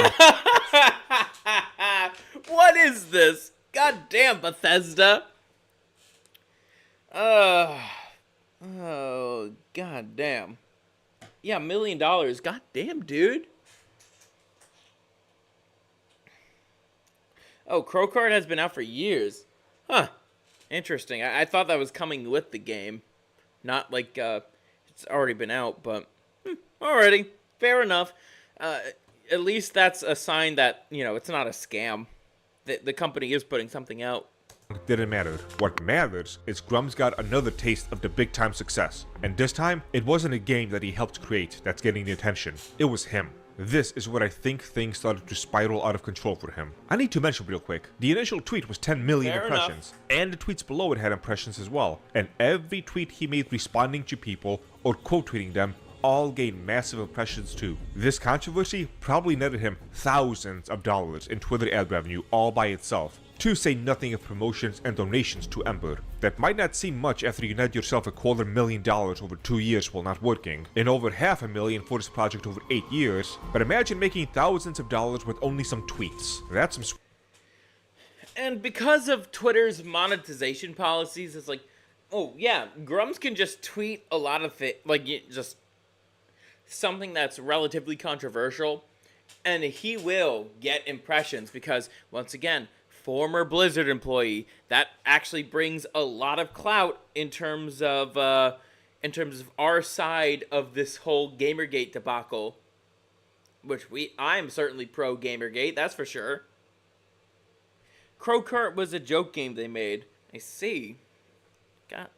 Well, then again, I thought they were being somewhat serious. It's like, oh, it's just like a bonus game because we reached we reached so many milestones. I see. Anyways, going back to Twitter monetization, it's like Elon bucks are paying Grums good. I could tell you that much. They're not paying me good because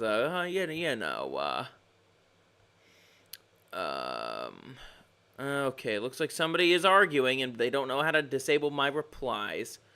Or, I'd rather not be involved in a stupid argument about Sonic the Hedgehog. Anyways, let's get back to the video. Sweet money. People on the right of the culture war are always looking for someone of notoriety to head the charge against woke video games, as well as the rest of woke media. Having such an important insider, who has the reputation of being part of some of the most successful pieces of gaming history, seemed like an excellent candidate, and it's a position he gladly took. He continued his crusade against... Yes, that is absolutely true. Because Grums has the credentials, a lot of people are willing to trust him, but they're not willing to vet him for, like, this kind of behavior. That's if he is doing it. Once again, for legal purposes, I have to say alleged. Against woke gaming, and in the last few months, he took aim at Sweet Baby Inc., which has consumed him, to say the least. He has been tweeting non-stop and fighting the culture war. And I get this. It definitely brings up engagement. Therefore, you get the Elon bucks. Let's read this. It gets so much worse. Former and current BioWare Dragon Age writers mock gamers and poo-poo their feedback openly on social media. Claims Veilguard companions are to a one absolute smoke shows, while gamers hate the new character designs. It kills art, kills freedom. I mean, I think to an extent he's being honest. Once again, he was working at Blizzard at a time where they were far more honest with their work. And keep in mind, this is coming from a guy whose favorite World of Warcraft expansion is Shadowlands. And I think the community will start to see why Shadowlands was great in time. I don't think now. I mean, the player base is fucking woke as shit. The best time to be a World of Warcraft player was Shadowlands because the community wasn't as massive as it is now.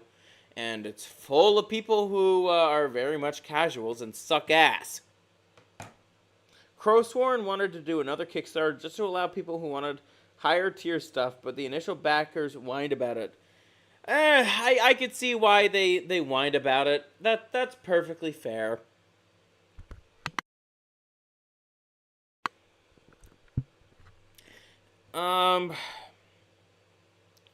Anyways, I would love to do an interview with Grums, especially about World of Warcraft. I'd certainly ask him about, my favorite expansion, Shadowlands. It's like, and I'd be able to defend it perfectly because my memory about that expansion is flawless. Pointing out every single mistake in every single Sweet Baby game, talking about Dragon Age, talking about the failed woke games like Concord or Assassin's Creed Shadows, to say nothing of all the non-video game stuff he talks about, like movies and TV shows. He continues to fight day after day and will ESG and DEI cost jobs. The insane decisions and toxic positivity are causing games to fail and studios to close. Nobody wants this. I want everyone to have great success and for gamers to have great games. For this reason, DEI must go. That is true, but why? No, Mark Kern wasn't stealing breast milk.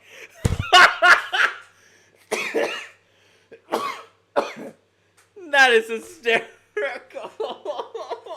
I don't know. I'm not going to ask him about that shit. Maybe I would. He probably would say he wouldn't do it. And I believe him for that. I don't think he's the type of guy who would steal breast milk from the female game designers or whatnot. Then again, I think those women should be staying at home, breastfeeding their kids.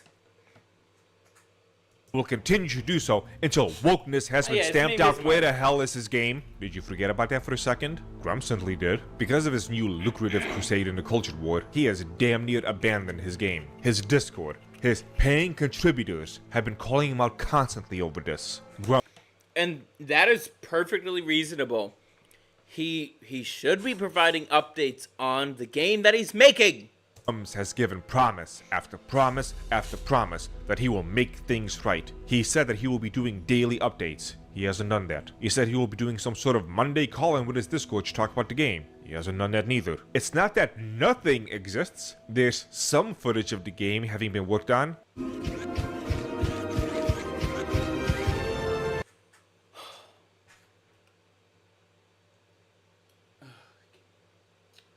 Why is it a third-person shooter? We have enough of those in the market. Where's the fucking the riveting tab targeting gameplay?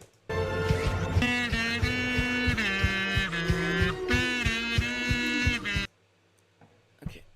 8 years of development. 8 years of development! This is what we get!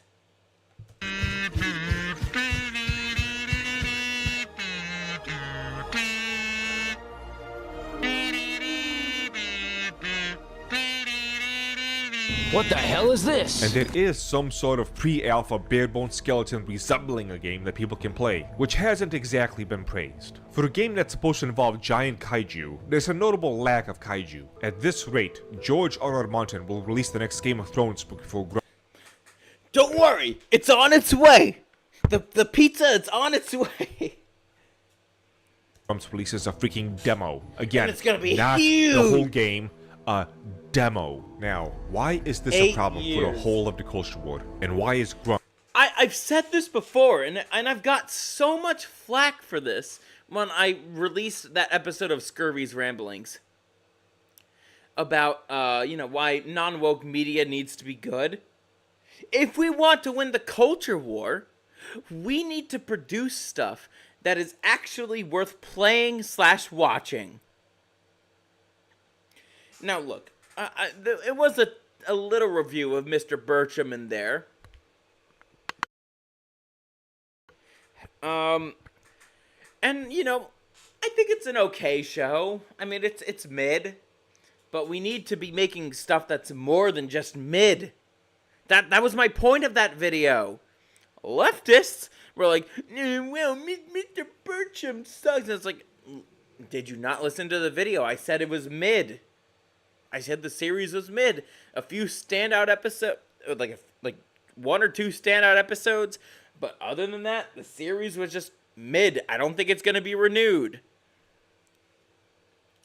However, that doesn't detract from my point that I was trying to make. Leftists think they have a gotcha, but they never actually have a gotcha. I'd love for one to actually try to debunk my points. Are ticking time bombs set to go off in everyone's faces. When it comes to the culture war, and culture in general, a criticism always thrown at the right, and it's a completely justified criticism, is that the right does not make culture. And it's correct. This is what I said in that video. Now, granted, I don't think everybody is suited for game design.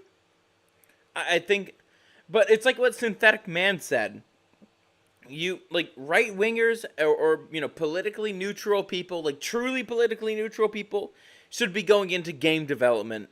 Make your own studios, make your own games, become the industry, right? And the fact is, that's how we're gonna win this. Like, as much as, some people give the Daily Wire flack for, and I've given it some flack, especially when it comes to matters regarding Ben Shapiro, probably my least favorite Daily Wire host.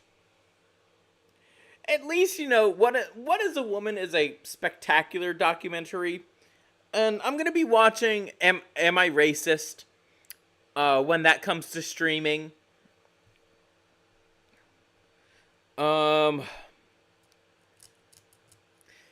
At least the Daily Wire is actually doing something. They have, Jeremy's razors. That's the razor that I use. They also have Jeremy's chocolate, which, who knows, I might get some of that soon. I don't know. I'm probably going to try it out. Because, Scurvy is kind of bulking, and the sugar kind of helps with that. Anyways. At least they're doing something. It would be awesome. I mean, I know, the Side Scrollers podcast. It's largely a podcast, which I get that, and I like the Side Scrollers. I mean, Kirsche is on there, and Scurvy wants to collab. Jokes aside, it's like, hey, talking about it is fine, but it's not like. leftists have the phalanx formation, right? In terms of the culture right now, it is nigh impenetrable. So we need to basically invent the firearm to deal with the phalanx formation. That is the solution here. We need to make our own stuff. Team Sneed actually understands this. The semi-ironic Overwatch corn I see on Twitter is more entertaining than the game. You use razors? I thought you were smooth like a baby's ass. No, of course I grow facial hair, Pickle. You need to quit. I haven't raxed out on stream in a while, but hey, you know, it's alright. Fine. I'll feed you guys. Wait, my Halloween costume.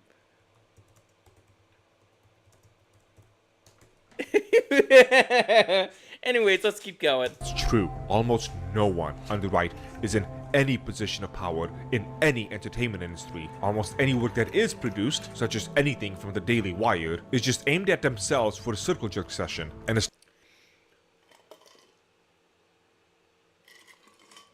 He's not wrong. I mean, I liked Lady Ballers, but that film was largely for preaching to the choir. You could scroll down in my community posts to find my Lady Ballers review. It's typically of such low quality that it still gets lambasted. What's going on with Comicsgate? And Lady Ballers was, well, aside from Godzilla -1, that was my movie of the year last year. Below that is Lady Ballers. Like, both of them are like pretty low budget films, but they're still pretty good. Outside of the small niche community that is left, they're busy sucking off Ethan Van Sciver, a guy who's also known to be around half a decade late with every comic he has crowdfunded. And that's because when he's not doing live streams, he spends most of his time, like Grums, tweeting. But he tweets mainly at people who dare threaten his Comicsgate supremacy, to talk down to and insult them. That's what most Wait, who is Ethan Van Sciver again? of his live streams are centered around as well. I feel If like anything, I it's know going that backwards. name, It's but- not just avoiding culture building, it's culture destroying. More and more and more people are becoming disillusioned with the cultural right, because after over... Hold on, I'll be back. Just gotta use the little Clementine's room again.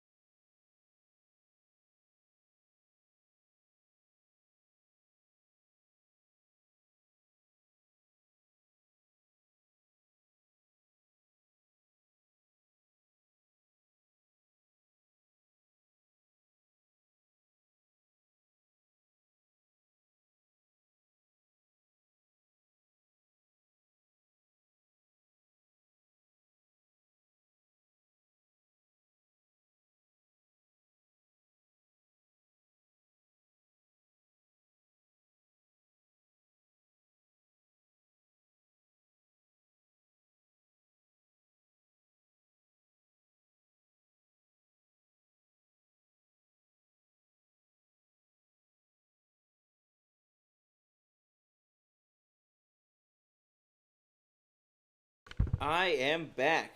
Feed us more segments, you evil citrus. I'm gonna be going to the bar after this, alright, Henok? You could wait for another week.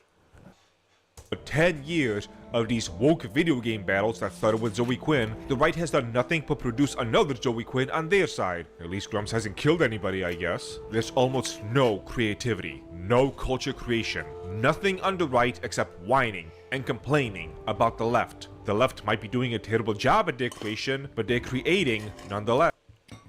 Okay, so there's a reason why in my anti-woke media needs to be good video that I said the Daily Wire should start to produce video games. Now, say what you want about the Daily Wire. I have my own criticisms against it, even though I'm a subscriber of it. I think that could actually be helpful. I really do. It's like you have a bunch of people who want to make actually inspired games, but are unable to for whatever reason. The Daily Wire could come in and say, hey, we like the vision that you have. We're going to hire some other programmers, because Lord knows there's a lot of other programmers who are on the right that would love to actually produce that kind of, like, those kinds of games, where they're games. And I think it could only be a good thing. Once again, say what you want about the Daily Wire. That's just my thoughts on the matter. And doing so on a mass scale that regularly and repeatedly enters normie circles. They're influencing minds, they're shifting the culture in directions they want it to go. And all the right has been able to do is point at them and say they're bad at it and they don't like it. And that's fair enough, although there's also consequences that are going on because of that. At the same time, I think what these woke people are trying to do, and I said this earlier, this is their last bid to gain any power within the video game industry. Even with all the BlackRock funding, this, that, and the other, and I might be contradicting myself here a little bit, eventually DEI will end. It just will. That's my prediction for the future, if I'm going to be positive about it. That's it. That's all this has become of this side of the culture war. It's pathetic. Simply pathetic. But he's also right about that too.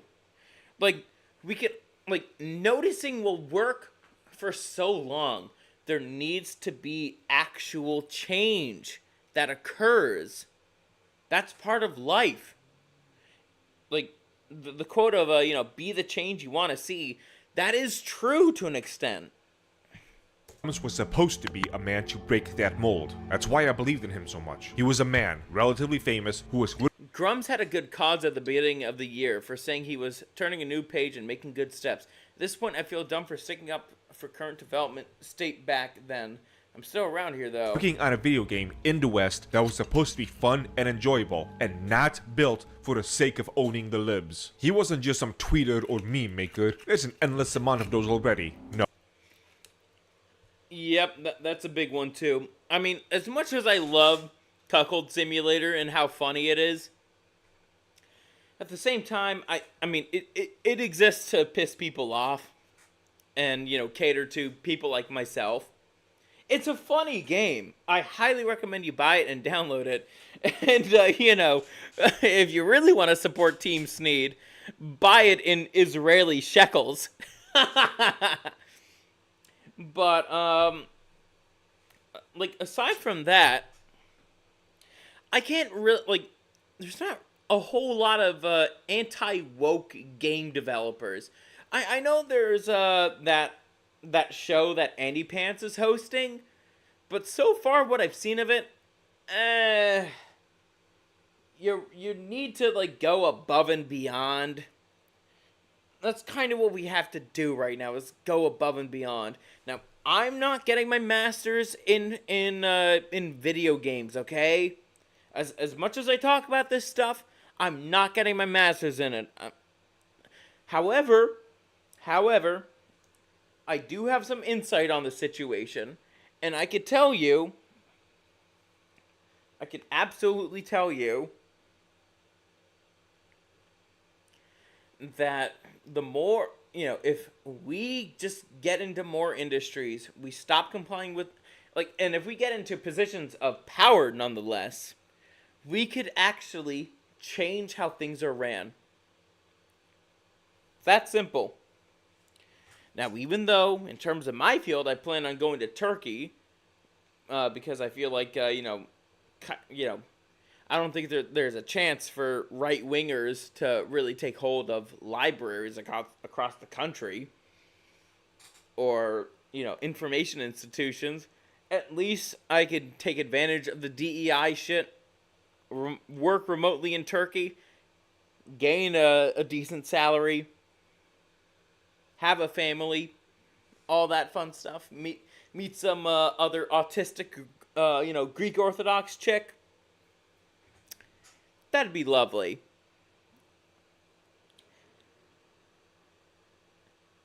I don't think I'm gonna be exactly changing hearts and minds here, but in terms of other industries, most notably entertainment, absolutely. Like we need more right-wing entertainment studios other than the Daily Wire. Once again, I'm a supporter of the Daily Wire. Just have to disclose that. At the same time, it's like, hey, that'd be great if I could support other right-wing institutions. No, Grumps was supposed to be something different. Someone with connections, resources, and supposedly the talent to create something. But all that this has amounted to is more and more people slowly waking up to this scam. This will cause many more people to lose faith of this side, and give much more ammunition to the left in saying that all the right... Correct! I just gotta get me some more water.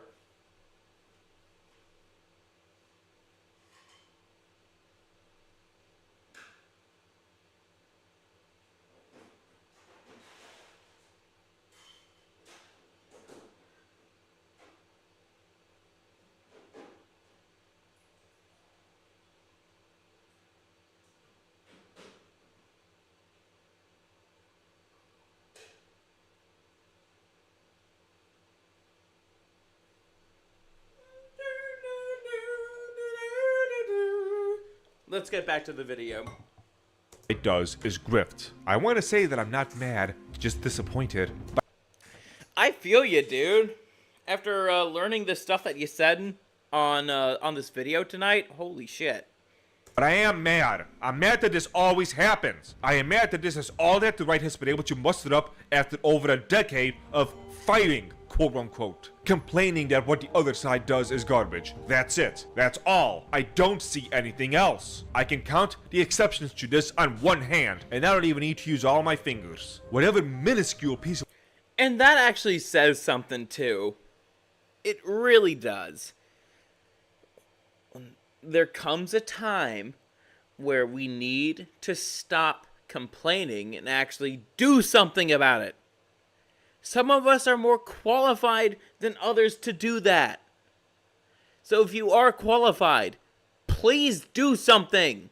To work that has existed in the West, and notice I'm specifying the West, so don't try to bring up something like Wukong, Stellar Blade, or anime, whatever. And Stellar Blade sucks ass. Works that have existed on the non-left side has been so minuscule that it either has not moved the needle at all, or it managed to move the needle an inch forward, all the while the woke folks move it back a few feet in the other direction within the same time frame. I have said this many times before. The right has become so accustomed to losing that in those moments where they don't lose as bad as they expected, they think of it as winning. This script started correct. Out more calm, with the intention of me making a plea for Grumps to avoid any of this. But as I laid out the timeline, looked at the money he has made, the lack of progress he has, the neglect he has shown to his paying subscribers, begging him to communicate something with them, the amount of tweets, the dismissive replies to his critics, and the never-ending broken promises, I had to change the tone of this video. I don't think Ember or even Grumps is salvageable anymore. He's not fighting the good fight by merely pointing out woke things suck. Do you have any idea how many accounts do that already? Even if he wasn't on Twitter, I'd still see the information he tweets out 1,000 times from 1,000 other people, because it's nothing new or original. It's the same script, the same playbook, just bare bones criticism of the obvious that everyone can see already. He is not doing anything novel, he's not doing anything new, but he's lying to everyone by milking his failed project of a video game. I can compare it to my business. I'm always keeping people up to date on what's going on with my projects, whether it be...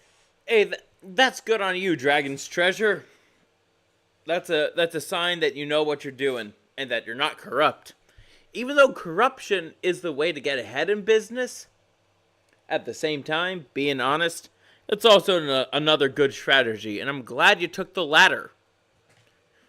I'm not much of a tea drinker, but if you guys do like to drink tea, the Dragon's Treasure, hey, that's your go-to. be tea related or YouTube related. Sometimes I don't tell people things because I like those things to remain a surprise, like a new tea or coffee getting launched. There's been a litany of projects I've had to stall on. The Dragon's Apothecary and the soap that I now make was something I was waiting 2 years. Damn, you make soap now? Dude, I gotta try and get a sponsorship from you, man. I always tell my viewers to stay clean and smelling fresh. Years to have enough funding to actually launch the project. Being honest is a valid business strategy. Correct. I have several other projects that are waiting for the same thing. I used to make energy drinks with my tea, but my facilities keep me from being able to scale it properly. I used to make a tea-based protein powder using matcha, but I stopped selling it because I needed to buy ingredients and packaging of a bigger scale to make it more affordable. On the media side, about 2 years ago, I set out to start making a webcomic, an idea that itself was... I'm glad that you are disclosing this stuff to us. That honestly, not enough small businesses do that. Sitting and waiting to launch for years before I had enough steady income to launch it. I had started to work on it with an artist, but the artist had to back out due to time commitments, and my funds began to run out in early 2023 as the economy grew worse and worse. Where's the male character's dragon's treasure? Or you could also add this orange to the comic too. You just gotta pay a little bit of a... Nah, just kidding. You feel free to use my likeness. To say nothing of my YouTube projects. So on a business and a personal level, when I see people getting these ridiculous sums of money and do so little with it besides line their own pockets, yeah, it pisses me off. Why does this always... Rightfully so. Have to be the case? And why do so many people still fall for it? You know that feeling you get when you see some generic politician say generic canned responses that pander to their base of normies about solving problems, but despite how much money and power they're given, those problems never seem to get solved, yet his base keeps feeding them this power and money on the same promises over and over and over again? That's the same feeling I've been getting with the cultural right. And rest assured, Grums is not the only example. And honestly, that's fair enough. I feel the same way too at times. Of this. I'm gonna do something taboo on this side of YouTube, but I don't care anymore. The right has failed far too often to do something. Anything. I mentioned my business that houses my... And that's also true. What did you know? That is also true. Side scrollers. Not even just side scrollers, but other right-wing podcasts incentivize right-wingers to go into game development. Help them make their own studios. Promote their games. But also make sure the games that they do make are actually inspired and are not like goy slop. That is important. Like seriously, that is actually important. Right, our cucks. Post nut. This is Manic's sponsor who's making this video. I should let you know that. But also, that is also what he's saying too. That is correct. A lot of right-wingers, they're not right-wing enough. They're more closer to center-right than they are actually right-wing. Tea, coffee, and soaps, to say nothing of the products I have waiting in the wings for the funding. I have both this YouTube channel and my second channel dedicated to culture, war, and politics, all linked in the description, and things like the webcomic for media. I've even started to work on other projects in other mediums, such as a novel based on the Three Kingdoms. Hey, that's awesome. Give that support to the Dragon's Treasure. He is actually doing something about this. So hey, I'm not much of a tea or coffee drinker, but I'd love to see your adaptation of the Three Kingdoms. I think that'd be really cool.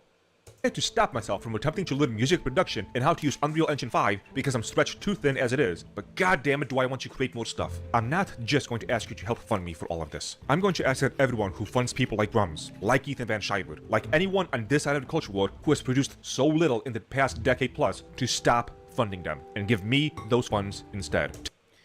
Fair enough. Go ahead. You're actually doing something. You actually have decent tea.